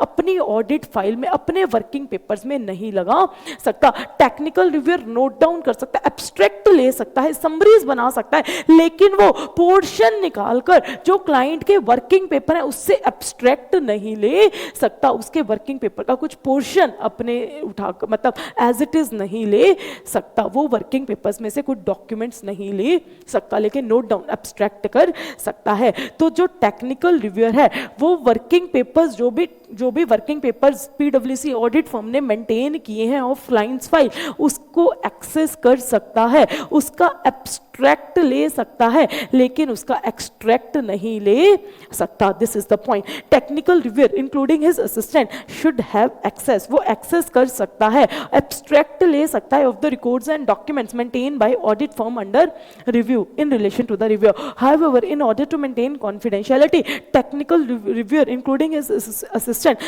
shall not take any copies or abstracts of audit firm under review client's file. Abstract ले सकता है, access कर सकता है लेकिन extract नहीं ले सकता. और जो भी कमेंट्स दिए हैं टेक्निकल रिव्यूअर ने, उसको जो भी कमेंट दिए उसको डिटेल में देना पड़ेगा, उसको ईच एंड एवरी कमेंट्स की क्या देनी पड़ेगी, प्रॉपर जस्टिफिकेशन एंड एक्सप्लेनेशन देनी पड़ेगी. Technical reviewer provide detail comments giving proper justification and explanation in respect of various matters required to be commented upon by the technical reviewer. जो भी final report में उसने कमेंट्स दिए उसको comments को detail में देना है जिसकी उसको प्रॉपर जस्टिफिकेशन एंड एक्सप्लेनेशन देनी है. और टेक्निकल रिव्यूअर को रेफर करनी पड़ेगी अदर गाइडेंस जो भी प्रोवाइड किए हैं, क्वालिटी रिव्यू बोर्ड ने जो भी अदर गाइडेंस प्रोवाइड की हैं तो टेक्निकल रिव्यूअर को उनको रेफर करना पड़ेगा. For example quality review reports हो गई तो उसको जो भी guidance quality review board other guidance है उनका भी उसको भी रेफर करना पड़ेगा. उसको अपनी ऑब्जर्वेशंस को सेग्रीगेट करना पड़ेगा into material and non material. जो भी उसकी ऑब्जर्वेशंस है उसको सेग्रीगेट करना पड़ेगा कि कौन सी ऑब्जर्वेशंस मटेरियल है, कौन सी ऑब्जर्वेशंस नॉन मटेरियल है, कौन सी ऑब्जर्वेशन नॉन मटेरियल है. देखो जो ऑडिट फर्म अंडर रिव्यू है क्या वो ऐसे 230 के अकॉर्डिंग, जो ऑडिट फर्म अंडर रिव्यू है क्या वो ऐसे 230 के अकॉर्डिंग ऑडिट डॉक्यूमेंटेशन मेंटेन करती होगी, क्या वो ऐसे 230 के अकॉर्डिंग ऑडिट डॉक्यूमेंटेशन मेंटेन करती होगी. पेपर फॉर्म में भी कर सकते हैं, इलेक्ट्रॉनिक फॉर्म में भी कर सकते हैं. तो जो रिव्यू प्रोसेस के अंदर टेक्निकल रिव्यूअर को बिल्ड करना है एक ऐसा रिव्यू प्रोसेस जिसमें वो इंश्योर करेगा कि जो ऑडिट फर्म अंडर रिव्यू है क्या उसने जो डॉक्यूमेंटेशन मेंटेन किए हैं are in the line with SA 230, are in the line with SA 230. Technical reviewer should build in a review process to able to review. जो ऑडिट डॉक्यूमेंटेशन रिव्यू करेगा उसको अपने प्रोसेस में बिल्ड करना है. उसको देखना है कि जो ऑडिट फर्म अंडर रिव्यू ने ऑडिट डॉक्यूमेंटेशन मेंटेन किए even in electronic form are in the requirement of SA 230. क्या एसए 230 का कंप्लायंस हुआ है या नहीं हुआ, एसए 230 का कंप्लायंस हुआ है या नहीं हुआ. अब आप बताओ अगर कोई भी स्टैट्यूटरी ऑडिट रिपोर्ट्स बनती होंगी, जो इंडिपेंडेंट ऑडिटर्स रिपोर्ट बनती होंगी, तो अगर कभी भी फ्रॉड आइडेंटिफाई होता होगा तो क्या फ्रॉड की रिपोर्टिंग की जाती होगी. अगर इंडिपेंडेंट ऑडिटर्स रिपोर्ट बनती है, जो भी इंडिपेंडेंट ऑडिटर रिपोर्ट बनती है, जो भी इंडिपेंडेंट ऑडिटर रिपोर्ट बनती है, तो अगर कभी भी ऐसे 240 के अकॉर्डिंग ऑडिटर को कभी भी क्या मिलता है, ऑडिटर को कभी भी फ्रॉड पता चलता है, इंडिपेंडेंट ऑडिटर रिपोर्ट में कभी भी ऐसे 240 में इंडिपेंडेंट ऑडिटर्स रिपोर्ट में फ्रॉड रिपोर्टिंग होती होगी, बिल्कुल फ्रॉड रिपोर्टिंग होती होगी. तो टेक्निकल रिव्यूअर को देखना है जो स्टैट्यूटरी ऑडिट में फ्रॉड रिपोर्टिंग हुई है क्या वो एडिक्वेट भी है या नहीं है, क्या वो एडिक्वेट भी है या नहीं है. टेक्निकल रिव्यूअर स्पेसिफिकली इंक्लूड करेगा suitable paragraph in the review report on the adequacy of fraud reporting by the statutory auditors in their independence auditors report, in their independence auditors report. तो हमने क्या पढ़ी, देखो हमने कौन कौन से टॉपिक पढ़ लिए, क्विकली मैं आपको बताती हूँ हमने कौन कौन से टॉपिक्स पढ़ लिए. मैंने आपको बताया था कि हम अभी पहले ये 6 टॉपिक्स कवर करेंगे, फिर हम अपने नेक्स्ट टॉपिक पर चलेंगे. हमने फटाफट पढ़ लिया eligibility empanelment as a technical reviewer, stages हमने पढ़ ली, इंडिपेंडेंस हमने पढ़ लिया, कॉन्फिडेंशियलिटी पढ़ ली, क्वालिफाइड असिस्टेंट का टॉपिक पढ़ लिया. अब हम क्या पढ़ रहे थे, guidelines for technical reviewer. First point आपका क्या था, गाइडलाइंस फॉर टेक्निकल रिव्यूअर में उसको himself, technical reviewer himself along with assistants उसको ऑन साइट विजिट करना पड़ेगा. Technical reviewer himself on site visit करेगा along with the assistants. Second point उसका क्या था, सेकंड पॉइंट फटाफट बताओ क्या था. एक तो उसको ऑन साइट विजिट करना पड़ेगा. जो भी technical guide quality review board ने इशू की है फॉर कंडक्टिंग क्वालिटी रिव्यू उसको फॉलो करना पड़ेगा. और जो भी डॉक्यूमेंट्स है वो एक्सेस कर सकता है, एब्स्ट्रैक्ट ले सकता है लेकिन एक्सट्रैक्ट नहीं ले सकता. उसको कॉन्फिडेंशियलिटी मेंटेन करनी होती है. एब्स्ट्रैक्ट ले सकता है, एक्सट्रैक्ट नहीं ले सकता. उसके बाद हमने क्या पढ़ा, फ्रॉड रिपोर्टिंग की एडिक्वेसी. जो इंडिपेंडेंस ऑडिटर रिपोर्ट में फ्रॉड रिपोर्टिंग हुई है वो उसकी एडिक्वेसी पे सुटेबल कमेंट करेगा, सुटेबल पैराग्राफ अपनी रिव्यू रिपोर्ट में इंक्लूड करेगा. जो भी other guidance quality review board issue करता है उसको उसको भी रेफर करना पड़ेगा, वो अपनी ऑब्जर्वेशंस को सेग्रीगेट करेगा, कितनी मटेरियल है और कितनी नॉन मटेरियल है, कितनी मटेरियल है और कितनी नॉन मटेरियल है, और जो भी कमेंट्स रिपोर्ट में दिए जाएंगे उसको कमेंट्स को डिटेल कमेंट्स देने हैं, जिसमें उसको फर्दर प्रॉपर क्लैरिफिकेशन और एक्सप्लेनेशन देनी है विद द अपेंडिसेस कि उसने ये कमेंट्स क्यों दिए हैं, और उसको देखना है ऑडिट फॉर्म अंडर रिव्यू ने जो भी डॉक्यूमेंटेशन ऑडिट डॉक्यूमेंटेशन मेंटेन किया are in the line with SA 230, जो भी इलेक्ट्रॉनिक डॉक्यूमेंटेशन इन्होंने मेंटेन किया are in the line of SA 230। अब आ जाइए stage wise approach of quality review process. किस पे आ जाइए? Stage wise approach of quality review process.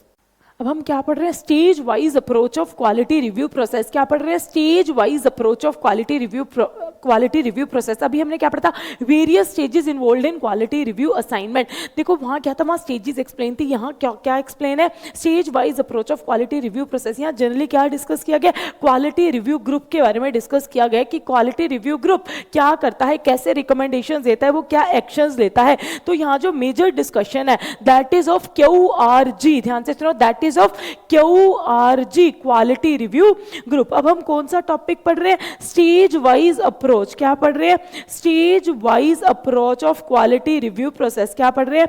Stage wise approach of quality review process, जिसमें हम 5 टॉपिक्स को डिस्कस करेंगे, जिसमें हम मेजरली कितने टॉपिक्स डिस्कस करेंगे? जिसमें हम मेजरली 5 टॉपिक्स डिस्कस करेंगे। कितने टॉपिक्स डिस्कस करेंगे? जिसमें हम मेजरली 5 टॉपिक्स डिस्कस करेंगे। सबसे पहले हम डिस्कस करेंगे टेक्निकल रिव्यूअर के बारे में कि टेक्निकल रिव्यूअर कैसे अपनी रिपोर्ट इशू करता है। फिर टेक्निकल रिव्यूअर की रिपोर्ट किसके पास जाती है? क्वालिटी रिव्यू ग्रुप के पास। तो क्वालिटी रिव्यू ग्रुप क्या एक्शंस लेता है? Actions by quality review group. क्या पढ़ेंगे?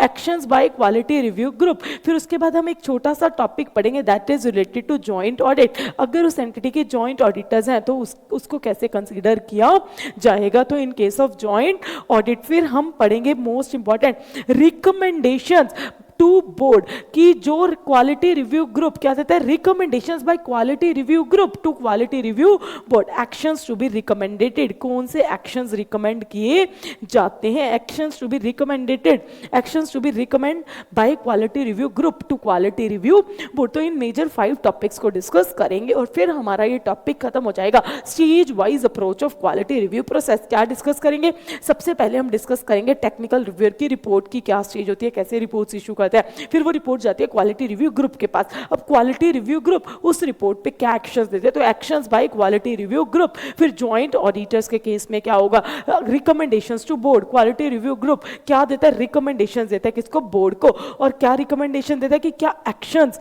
लेने हैं। तो what are the actions to be recommended, कौन कौन से एक्शंस रिकमेंड किए जाते हैं। तो फटाफट हम डिस्कस करते हैं क्वालिटी रिव्यू ग्रुप। बोर्ड में कॉन्स्टिट्यूट करता है, क्वालिटी रिव्यू बोर्ड कॉन्स्टिट्यूट करता है 1 और मोर क्वालिटी रिव्यू ग्रुप्स। वो इंडस्ट्री स्पेसिफिक भी हो सकते हैं, जेनरिक भी हो सकते हैं। और टेक्निकल रिव्यूअर असिस्ट करता है रिव्यू ग्रुप्स को। रिव्यू ग्रुप्स को असिस्ट कौन करता है? टेक्निकल रिव्यूअर असिस्ट करता है। अब आ जाइए रिपोर्ट्स बाय टेक्निकल रिव्यूअर। जो हमने स्टेज वाइज अप्रोच पढ़ी थी उसका रिपीटेशन है। आप इसको वेरी वेरी क्विकली हम रीड करेंगे और उसका मैं फटाफट आपको सम अप लास्ट में कर दूंगी।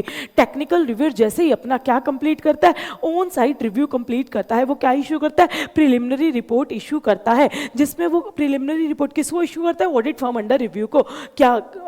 जिसमें वो क्या होता है? On the review of quality of audit, reporting by the AFUR on the financial statement और quality control framework. Technical reviewer on completion of on site review वो क्या इशू करता है? Preliminary report to audit firm under review on the quality of audit, reporting on the financial statements and quality control framework. फिर audit firm under review preliminary report पे अपने क्या देती है? कमेंट्स देती है। और जैसे कमेंट्स टेक्निकल रिव्यूअर के पास आते हैं, टेक्निकल रिव्यूअर अपनी क्या इशू करता है? टेक्निकल रिव्यूअर अपनी फाइनल रिपोर्ट इशू करता है इन specified format and in specified time frame. और बोर्ड वो टाइम को एक्सटेंड भी कर सकता है। रिपोर्ट जो इशू की जाएगी वो टेक्निकल रिव्यूअर के लेटर हेड पे की जाएगी और वो साइंड होगी, ड्यूली क्या होगी, साइंड होगी। किसको एड्रेस होगी रिपोर्ट, चेयरपर्सन को एड्रेस होगी ऑफ द बोर्ड, और वो डेटेड होनी चाहिए, should be dated as the date of the conclusion of the reviewer. Based on the satisfaction of representation, technical reviewer decide करेगा कि इंटरिम रिपोर्ट इशू करनी है और फाइनल रिपोर्ट इशू करनी है। Technical reviewer based upon his satisfaction from the representation bye audit firm under review may decide either an interim report or final report to the board। और technical reviewer final report की copy किसको submit करता है, audit firm under review, और उनको request करते हैं कि वो अपने फाइनल कमेंट्स किसको सबमिट करें, अपने फाइनल कमेंट्स बोर्ड को सबमिट करें। तो देखो क्या स्टेप रहे टेक्निकल रिव्यूअर के, मैं क्विकली यहाँ लिखती हूँ। On completion of on site review, जैसे ही ऑन साइट रिव्यू कंप्लीट होता है, टेक्निकल रिव्यूअर अपनी क्या इशू करता है, प्रीलिमिनरी रिपोर्ट। टेक्निकल रिव्यूअर अपनी क्या इशू करता है, प्रीलिमिनरी रिपोर्ट। क्या इशू करता है, प्रीलिमिनरी रिपोर्ट। ये प्रीलिमिनरी रिपोर्ट किसको इशू की जाती है, ऑडिट फर्म अंडर रिव्यू। किस पे इशू की जाती है, quality of audit, reporting on the financial statement and quality control framework. जैसे प्रीलिमिनरी रिपोर्ट इशू की जाती है, क्या आते हैं, comments from audit firm under review. Accordingly technical reviewer अपनी क्या इशू करता है, फाइनल रिपोर्ट इशू करता है in the specified format, in the specified time frame. और उसके बाद फाइनल रिपोर्ट टेक्निकल रिव्यूअर के किस पे होती है, लेटर हेड पे होती है, और वो ड्यूली क्या होनी चाहिए, साइंड होनी चाहिए। और जो ये फाइनल रिपोर्ट है किसको एड्रेस होती है, final report should be address to the chairperson of the board. किसको एड्रेस होती है, चेयरपर्सन ऑफ द बोर्ड। और ये क्या होनी चाहिए, ये डेटेड होनी चाहिए। क्या होनी चाहिए, इट शुड बी डेटेड होनी चाहिए। फिर उसके बाद ये फाइनल रिपोर्ट जैसे ही कमेंट्स आते हैं on the as per the representation, जो भी रिप्रेजेंटेशन आती है किसकी, ऑडिट फर्म अंडर रिव्यू की, अकॉर्डिंगली जो टेक्निकल रिव्यूअर है वो डिसाइड करता है कि उसको final report on basis on the satisfaction of representation by the audit firm under review, वो टेक्निकल रिव्यू डिसाइड करता है कि फाइनल रिपोर्ट इशू करनी है या इंटरिम रिपोर्ट इशू करनी है। और फाइनल रिपोर्ट की कॉपी किसको जाती है, फाइनल रिपोर्ट की कॉपी किसको जाती है, फाइनल रिपोर्ट की copy audit firm under review को सबमिट की जाती है, और उन्हें रिक्वेस्ट की जाती है कि वो अपने फाइनल कमेंट्स किसको सबमिट करें, वो अपने final comments quality review board को सबमिट करें, कि वो अपने फाइनल कमेंट्स किसको सबमिट करें, क्वालिटी रिव्यू बोर्ड को सबमिट करें। This is about the technical reviewer. ये हमने सिंपल पहले भी पढ़ा था, उसको रिपीट कर दिया गया। पहले प्रीलिमिनरी रिपोर्ट, फिर कमेंट्स आए, फिर फाइनल रिपोर्ट चेयरपर्सन को गई, डेटेड हुई, साइन हुई, लेटर हेड पे गई। फिर फाइनल रिपोर्ट के बाद according to the representation satisfaction technical review decide करता है कि इंटरिम रिपोर्ट इशू करनी है या डायरेक्टली फाइनल रिपोर्ट इशू करनी है। और फाइनल रिपोर्ट की एक कॉपी किसके पास जाती है, ऑडिट फर्म अंडर रिव्यू, और उनको रिक्वेस्ट की जाती है कि आप अपने final comments quality review board को सबमिट करें। अब आते हैं टेक्निकल रिव्यूअर की रिपोर्ट मिल गई किसको, टेक्निकल रिव्यूअर की रिपोर्ट मिल गई क्वालिटी रिव्यू ग्रुप को, प्लस उन्हें क्या मिल गए, फाइनल कमेंट्स, और उन्हें क्या मिल जाते हैं, final comments of audit firm under review. Quality review group के पास क्या आ गई, टेक्निकल रिव्यूअर की रिपोर्ट आ गई, और साथ में क्या आ गए, final comments on audit firm under review. फिर जो क्वालिटी रिव्यू ग्रुप है वो टेक्निकल रिव्यूअर की रिपोर्ट और final comments of audit firm under review को कंसीडर करता है। किसको कंसीडर करता है, टेक्निकल रिव्यूअर की रिपोर्ट और फाइनल कमेंट जो ऑडिट फर्म अंडर रिव्यू के आए हैं वो उसको कंसीडर करता है। अब उसको रिकमेंडेशंस देनी होती है किसको, क्वालिटी रिव्यू बोर्ड को। अगर उसे लगे तो वो टेक्निकल रिव्यूअर को क्या दे सकता है, वो टेक्निकल रिव्यूअर को डायरेक्शंस दे सकता है, टेक्निकल रिव्यूअर को क्या दे सकता है, डायरेक्शन दे सकता है, और वो क्वालिटी रिव्यू बोर्ड से कंसल्ट कर सकता है, वो क्वालिटी रिव्यू बोर्ड से कंसल्ट कर सकता है किसी भी मैटर पे जहां उसे लगता है कि उसको बोर्ड के गाइडेंस की रिक्वायरमेंट है। फटाफट पढ़ते हैं। First point, actions by quality review board. जैसे ही रिपोर्ट आती है किसकी, जैसे टेक्निकल रिव्यूअर अपनी रिपोर्ट प्रिपेयर करता है और ऑडिट फर्म अंडर रिव्यू के फाइनल कमेंट्स होते हैं, वो इन द फाइनल जो भी उनके क्या होते हैं, फाइनल कमेंट्स होते हैं ऑन द फाइनल रिपोर्ट, इसको कौन कंसीडर करता है, इसको क्वालिटी रिव्यू ग्रुप कंसीडर करता है। कौन कंसीडर करता है, टेक्निकल रिव्यूअर की रिपोर्ट, और ऑडिट फर्म अंडर रिव्यू के जो भी कमेंट्स है उसको क्वालिटी रिव्यू बोर्ड कंसीडर करता है। क्वालिटी रिव्यू बोर्ड में issue directions to technical reviewer, इसके लिए वो टेक्निकल रिव्यूअर को डायरेक्शंस दे सकता है, जैसे रिपोर्ट आई तो टेक्निकल रिव्यूअर को डायरेक्शंस दे सकता है एज में कंसीडर नेसेसरी, ताकि वो क्या दे सके, बोर्ड को रिकमेंडेशंस दे सके। और क्वालिटी रिव्यू ग्रुप बोर्ड से कंसल्ट कर सकता है अगर उसे लगता है कि उसे बोर्ड की गाइडेंस की जरूरत है, तो अगर उसे लगता है कि उसे बोर्ड के गाइडेंस की जरूरत है तो टेक्निकल रिव्यूअर की रिपोर्ट आएगी, फाइनल कमेंट्स आएंगे of audit from under review, तो क्वालिटी रिव्यू ग्रुप उसको कंसीडर करेगा। अब वो टेक्निकल रिव्यूअर से टेक्निकल रिव्यूअर को डायरेक्शंस दे सकता है अगर उसे लगता है इसकी रिक्वायरमेंट है, और वो क्वालिटी रिव्यू बोर्ड से कंसल्ट कर सकता है अगर उसे लगता है कि उसको बोर्ड के गाइडेंस की जरूरत है। और क्वालिटी रिव्यू ग्रुप कोई भी एडिशनल इंफॉर्मेशन मंगवा सकता है, क्वालिटी रिव्यू ग्रुप कोई भी एडिशनल इंफॉर्मेशन मंगवा सकता है, क्वालिटी रिव्यू ग्रुप कोई भी एडिशनल इंफॉर्मेशन मंगवा सकता है टेक्निकल रिव्यूअर से एंड और ऑडिट फर्म अंडर रिव्यू, वो कोई भी additional information, quality review group कोई भी एडिशनल डिटेल्स या फिर इंफॉर्मेशन मंगवा सकता है टेक्निकल रिव्यूअर से या फिर ऑडिट फर्म से एंड और ऑडिट फर्म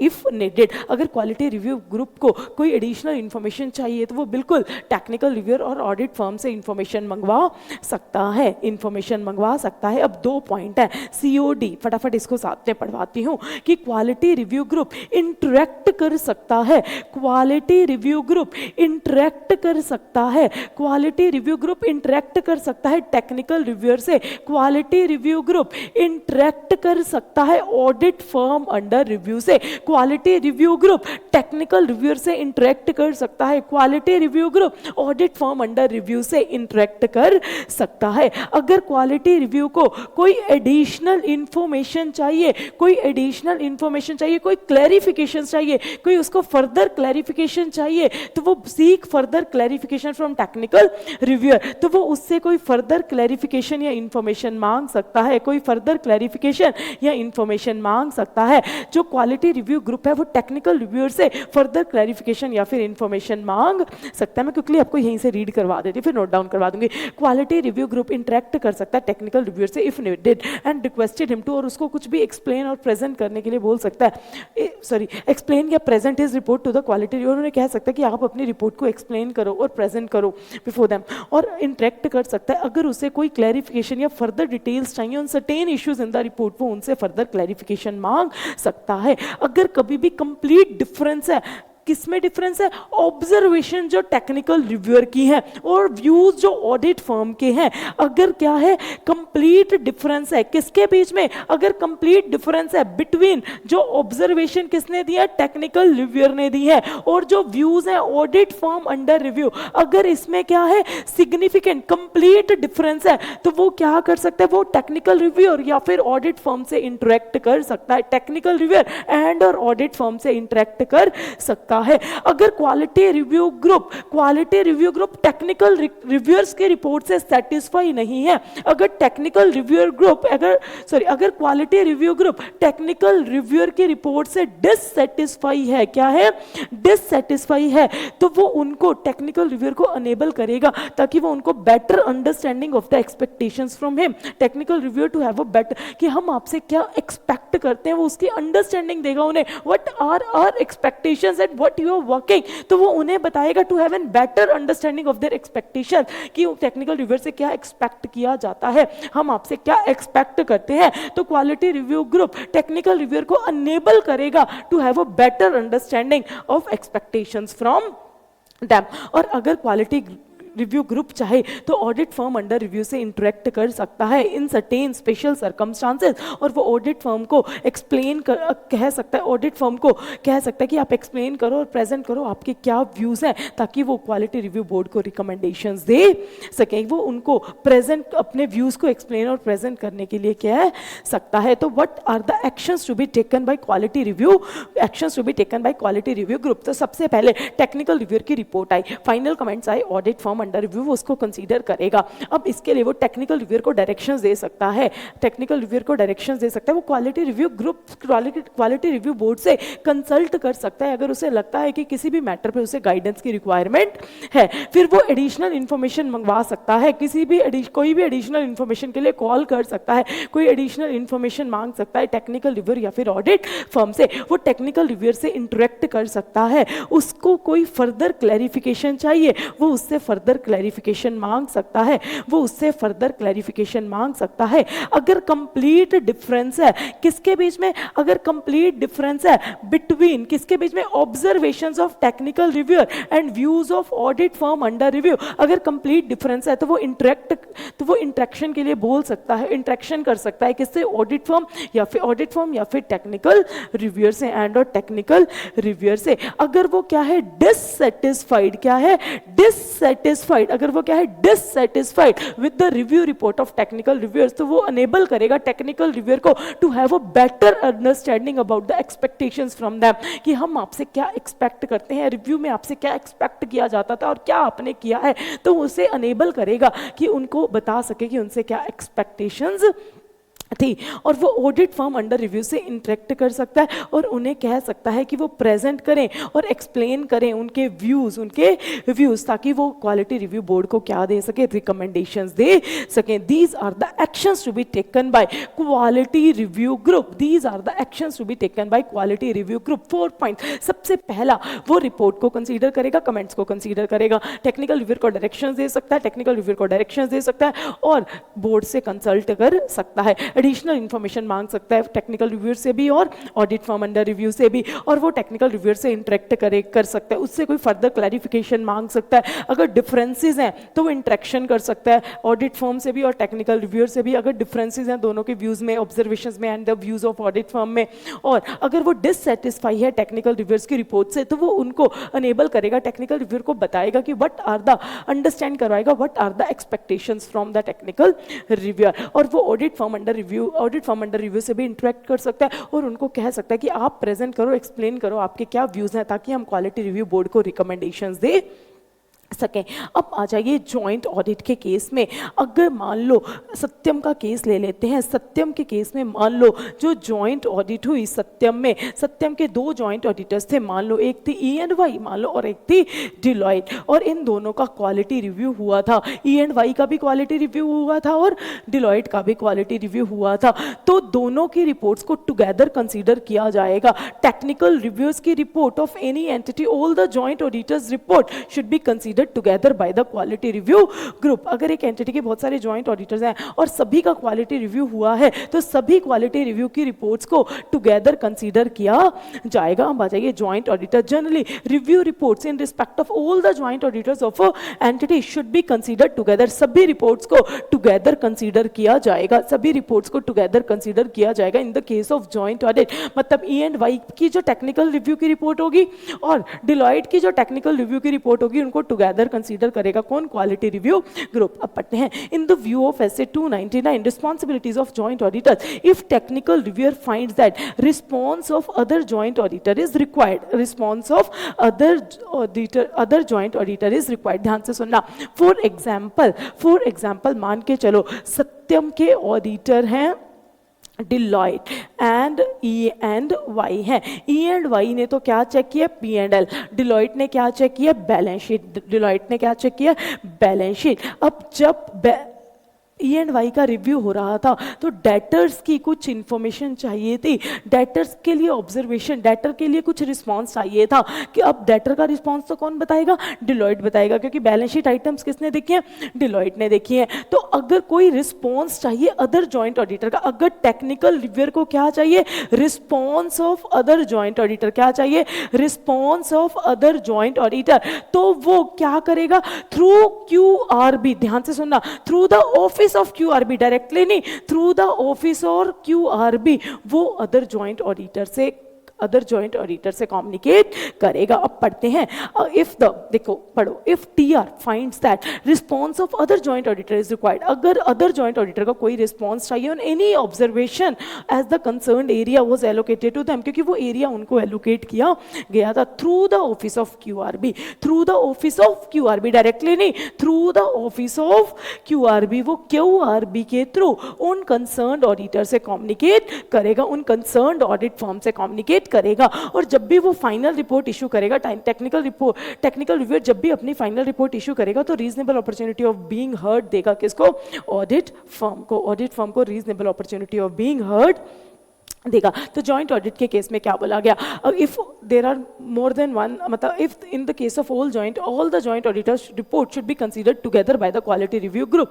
अगर टेक्निकल रिव्यूअर को अदर जॉइंट ऑडिटर की कोई ऑब्जर्वेशन चाहिए, उनका कोई रिस्पॉन्स चाहिए, तो through the office of QRB वो उस अदर जॉइंट ऑडिटर से कम्युनिकेट करेगा, अदर जॉइंट ऑडिटर से कम्युनिकेट करेगा। और जब भी वो अपनी फाइनल रिपोर्ट इशू करेगा, reasonable opportunity of being heard देगा टू द ऑडिट फर्म। अब आते हैं recommendations to the board, very important, recommendations to the board. अब क्वालिटी रिव्यू बोर्ड को क्या देनी है? रिकमेंडेशंस देनी है बोर्ड को। क्वालिटी रिव्यू बोर्ड को क्या देनी है? रिकमेंडेशंस देनी है बोर्ड को। फटाफट आ जाइए। Quality review group shall consider the report of technical reviewers, वो टेक्निकल रिव्यूअर की रिपोर्ट को कंसीडर करेगा in respect of quality review, refer to it and submit करेगा अपनी recommendation to the board within the reasonable period of time. अब वो recommendations में क्या देगा? रिकमेंडेशन में वो पर्टिकुलर्स देगा। क्या देगा? पर्टिकुलर्स देगा। किसके पर्टिकुलर्स देगा? ऑडिट फर्म अंडर रिव्यू के, और दूसरा किसके देगा? एंटिटी के जिसका रिव्यू कंडक्ट हुआ है। फॉर एग्जांपल पीडब्ल्यूसी की सत्यम का क्वालिटी रिव्यू हुआ है, तो वो पर्टिकुलर्स बताएगा पीडब्ल्यूसी का और वो एंटिटी सत्यम का। तो क्या देगा? पर्टिकुलर्स देगा। किसके पर्टिकुलर्स देगा? Enterprise and audit firm under review, जिसका क्वालिटी रिव्यू हुआ है उस एंटरप्राइज के पर्टिकुलर्स देगा, और जिस ऑडिट फर्म का क्वालिटी रिव्यू है उसके पर्टिकुलर्स देगा। डिटेल डिस्क्रिप्शन देगा, जो भी नॉन कंप्लायंस हुए होंगे उनके डिटेल डिस्क्रिप्शन देगा with the matter stated in the terms of engagement. Technical reviewer के टर्म्स ऑफ एंगेजमेंट में जो भी मैटर्स दिए थे कि टेक्निकल रिव्यूअर को इन मैटर्स को रिव्यू करना है, उन मैटर्स में जो भी नॉन कंप्लायंस होंगे उसके क्या देगा? Detail description of non compliance with the matter stated in terms of engagement to technical reviewer. और detail description of evidences that support non compliance. और क्वालिटी रिव्यू ग्रुप अपनी रिकमेंडेशंस देगा about the actions that are required to be taken, कि क्या action लिए जाने चाहिए इस केस में। तो वो रिकमेंडेशंस देगा कि इस केस में क्या एक्शंस लिए जाने चाहिए। तो recommendation about the actions that are required to be taken. तो रिकमेंडेशंस टू द बोर्ड में वो क्या क्या देगा? पर्टिकुलर्स बताएगा ऑडिट फर्म एंड एंटरप्राइज के। क्या बताएगा? Non compliances. क्या बताएगा? Detail description of non compliances on the matters stated in the terms of engagement to technical reviewer. Detailed description of evidences relating to non compliances. और क्या देगा? What are the actions to be taken? तो recommendation about the actions to be taken in case of What are the actions to be taken in particular case, कि क्या actions लिए जाने चाहिए, उसकी क्या देगा? Recommendations देगा। अब क्या actions recommend कर सकता है Quality Review Group? क्या actions recommend कर सकता है Quality Review Group? क्या actions recommend कर सकता है? अब ध्यान से सुनना, जो भी गलतियां मिलेंगी, जो भी नॉन कंप्लायंसेस मिलेंगे, ध्यान से सुनना, जो भी नॉन कंप्लायंसेस मिलेंगे, या तो नॉन कंप्लायंसेस क्या होंगे? मटेरियल होंगे, मतलब बहुत बड़ी गड़बड़े होंगी, मतलब नॉन कंप्लायंसेस क्या होंगे? मटेरियल होंगे, या फिर non compliances not material, non compliances ज्यादा मटेरियल नहीं होंगे, नॉन कंप्लायंसेस मटेरियल होंगे। और as it affects true and fair view of financial statement, या जो नॉन कंप्लायंसेस हैं वो ज्यादा मटेरियल नहीं है, as it's do not affects true and fair view of financial statement. या फिर जो नॉन कंप्लायंसेस हैं वो बिल्कुल ट्राइवल हैं, बिल्कुल छोटे छोटे हैं, गलतियां बिल्कुल भी बड़ी नहीं है, बिल्कुल ट्राइवल इनसिग्निफिकेंट मिली। नॉन कंप्लायंसेस मिले material, non compliances not material, non compliances trivial मतलब इनसिग्निफिकेंट। अगर नॉन कंप्लायंसेस मटेरियल है, बहुत बड़ी बड़ी गलतियां हैं, as its affect true and fair view of financial statement, तो इस केस में वो रिकमेंडेशन देंगे कि इस केस को कहां दे दिया जाए? Director discipline.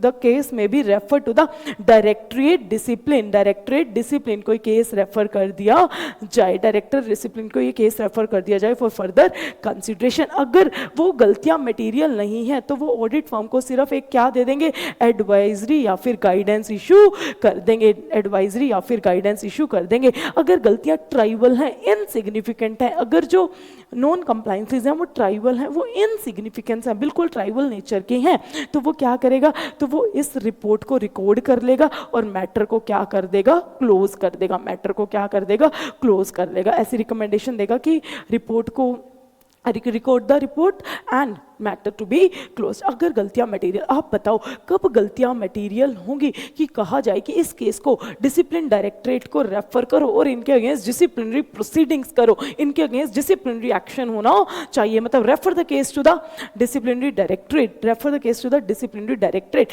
कब गलतियां मटेरियल होंगी, कब नॉन कंप्लायंसेस मटेरियल होंगे।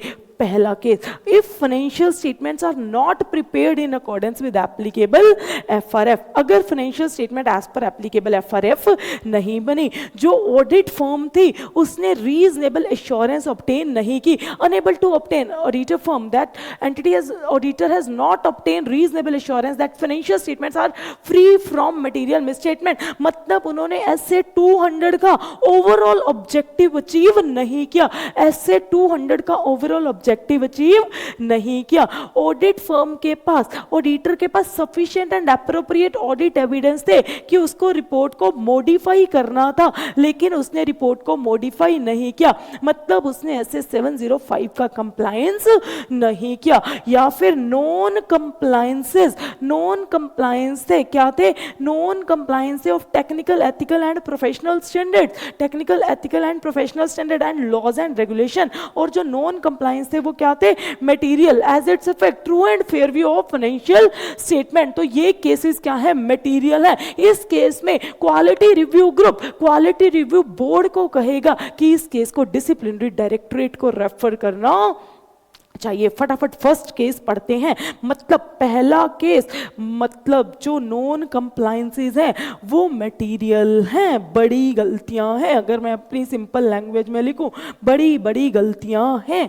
अब पढ़ते हैं, if the situation financial statements are not materially prepared in accordance with applicable FRF, financial statement materially misstated है, मतलब एज पर एप्लीकेबल एफआरएफ नहीं बनी, considering qualitative aspects as to affects true and fair view of financial statement. Auditor has not obtained reasonable assurance that financial statements are free from material misstatement. मतलब ऐसे 200 का auditor ने overall objective achieve नहीं किया। Auditor के पास sufficient and appropriate audit evidence थे जिसकी वजह से उसे मॉडिफाई ओपिनियन देना था, लेकिन उसने मॉडिफाई ओपिनियन नहीं दिया क्योंकि मिस स्टेटमेंट्स मटीरियल थी। उसके पास एविडेंसेस थे कि मिस स्टेटमेंट्स मटीरियल है जिसमें उसको मॉडिफाई ओपिनियन देना था, उसने मॉडिफाई ओपिनियन नहीं दिया। ऐसे 200 का ओवरऑल ऑब्जेक्टिव नहीं अचीव किया। ऐसे 705 के हिसाब से रिपोर्ट को मॉडिफाई करना था, उसने रिपोर्ट को मॉडिफाई नहीं किया। In other cases material non compliance मिले technical ethical and professional standards including laws and regulation as its affect true and fair view of financial statements. मतलब गलतियां बहुत बड़ी बड़ी है।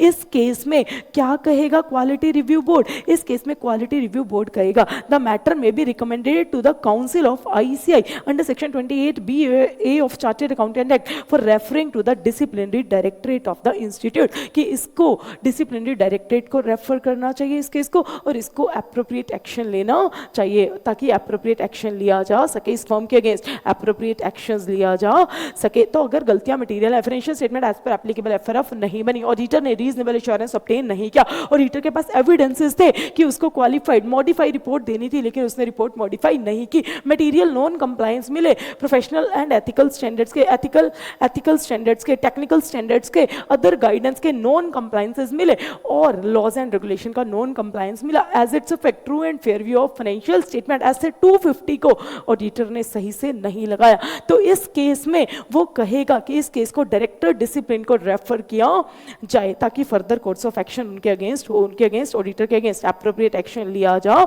सके। अब पढ़ते हैं सेकंड केस। मतलब जो नॉन कंप्लायंसेस हैं are not material, non compliances are not so material. In other cases अगर non compliance of the various, जो नॉन कंप्लायंस हुई है टेक्निकल स्टैंडर्ड्स की, लॉज एंड रेगुलेशंस की, आर नॉट सो मटेरियल, वो ज़्यादा मटेरियल नहीं है as to facts true and fair view of financial statement. तो इस केस में क्या कहा जाएगा कि उनको सिर्फ एडवाइजरी और गाइडेंस दी जाएगी, एडवाइजरी दी जाएगी, गाइडेंस दी जाएगी, एडवाइस करेंगे कि ऐसे करो, गाइड करेंगे कि ऐसे करो, in the terms of to audit firm under review को गाइडेंस दी जाएगी, may be issued by the quality review board in terms in the requirements of section 28B of chartered accountant act. अगर गलतियां, third case, अगर गलतियां क्या है, tribal nature की, इनसिग्निफिकेंट है, गलतियां ज्यादा बड़ी नहीं है, तो और ऑडिट फर्म एग्री हो गई है, ऑडिट फर्म एग्री हो गई है कि वो करेक्टिव एक्शन ले लेगी या उसने करेक्टिव एक्शंस ले लिए हैं, तो इस रिपोर्ट को क्या कर दिया जाएगा, रिकॉर्ड कर दिया जाएगा और मैटर को क्लोज कर दिया जाएगा। तो तीन केस हैं। सबसे पहले गलतियां मटेरियल हैं, अगर गलतियां मटेरियल हैं, फाइनेंशियल स्टेटमेंट एप्लीकेबल एफआरए के हिसाब से नहीं बनी, ऑडिटर ने ऐसे 200 का ओवरऑल ऑब्जेक्टिव अचीव नहीं किया, 705 के हिसाब से उसने रिपोर्ट को मॉडिफाई नहीं किया, जबकि उसके पास एविडेंस थे कि मिस स्टेटमेंट्स क्या है, मटेरियल है, और मेजर नॉन कंप्लायंसेस थे, मटेरियल नॉन कंप्लायंसेस थे of technical, ethical and professional standards including laws and regulation, major material non compliances थे, इससे 250 का कंप्लायंस नहीं किया। तो ऑडिटर को क्या करेगा, तो जो क्वालिटी रिव्यू ग्रुप रिकमेंड करेगा कि इनके अगेंस्ट डिसिप्लिनरी प्रोसीडिंग होनी ही चाहिए, इनके केस को डिसिप्लिनरी डायरेक्टरेट को रेफर कर दिया जाए। और अगर जो नॉन कंप्लायंसेस हैं वो मटेरियल नहीं है, technical, ethical and professional standards और अदर लीगल रिक्वायरमेंट्स की जो नॉन कंप्लायंस है, वो not so material as they do not affect true and fair view of financial statement, तो ऑडिट फर्म अंडर रिव्यू को एडवाइजरी और गाइडेंस देकर छोड़ दिया जाएगा।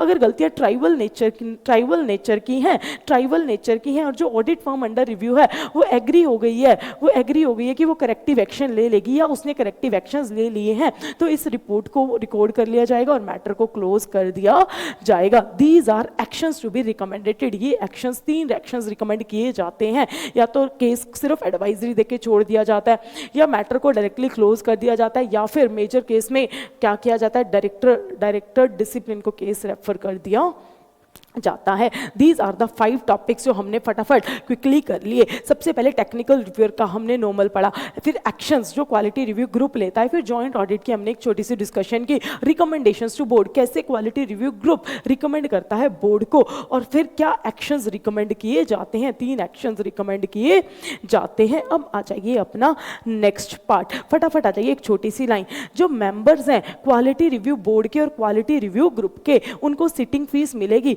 और उनके ट्रैवलिंग एक्सपेंडिचर को रिम्बर्स किया जाएगा, उनके ट्रैवलिंग एक्सपेंसेस को रिम्बर्स किया जाएगा एज पर द रूल्स। और टेक्निकल रिव्यूअर को भी उनके ट्रैवलिंग एक्सपेंस को रिम्बर्स किया जाएगा, जो रेट स्पेसिफाई किए हैं बोर्ड ने, जो रेट फिक्स किए हैं बोर्ड ने, टेक्निकल रिव्यूअर्स के भी टेक्निकल ट्रैवलिंग एक्सपेंडिचर को क्या किया जाएगा, रिम्बर्स किया जाएगा। This is important. जो मेंबर्स को नॉमिनेट किया है काउंसिल ऑफ आईसीआई ने, जो मेंबर्स को नॉमिनेट किया है काउंसिल ऑफ आईसीआई ने, उनको सिटिंग फीस नहीं मिलेगी फॉर अटेंडिंग द मीटिंग्स, उनको सिटिंग फीस नहीं मिलेगी। Quality review board, quality review group के मेंबर्स को क्या मिलेगी, सिटिंग फीस मिलेगी फॉर द मीटिंग, और उनके ट्रैवलिंग एक्सपेंडिचर को रिम्बर्स किया जाएगा as per the rules. Technical reviewers के भी ट्रैवलिंग एक्सपेंडिचर को जो बोर्ड ने रेट फिक्स किया है उन्हें रिम्बर्समेंट्स मिल जाएंगी, लेकिन जो मेंबर्स को काउंसिल ने नॉमिनेट किया है, जो मेंबर्स को काउंसिल ने नॉमिनेट किया है, उनको मीटिंग की सिटिंग फीस नहीं मिलेगी, उनको मीटिंग की सिटिंग फीस नहीं मिलेगी। देखो आज की क्लास क्वालिटी रिव्यू पे हम यही खत्म करते हैं। अब इसके छोटे छोटे मिसलेनियस टॉपिक्स पढ़े हैं, रिपोर्टिंग से रिलेटेड कुछ टॉपिक्स पढ़े हैं, जिसको हम नेक्स्ट क्लास में नेक्स्ट पार्ट में कवर करेंगे, और जिसमें हाफ एन आवर लगेगा हमारे नेक्स्ट पार्ट में, और हाफ एन आवर के बाद हम क्वालिटी रिव्यू की मेमोरी टेक्निक्स को कवर करेंगे। तो जो हमारा नेक्स्ट पार्ट होगा उसमें मेमोरी टेक्निक्स होगी, और इस चैप्टर का जो रिमेनिंग टॉपिक है हम उसको कवर करेंगे। आज की क्लास यहीं खत्म करते हैं। जय हिंद, जय भारत।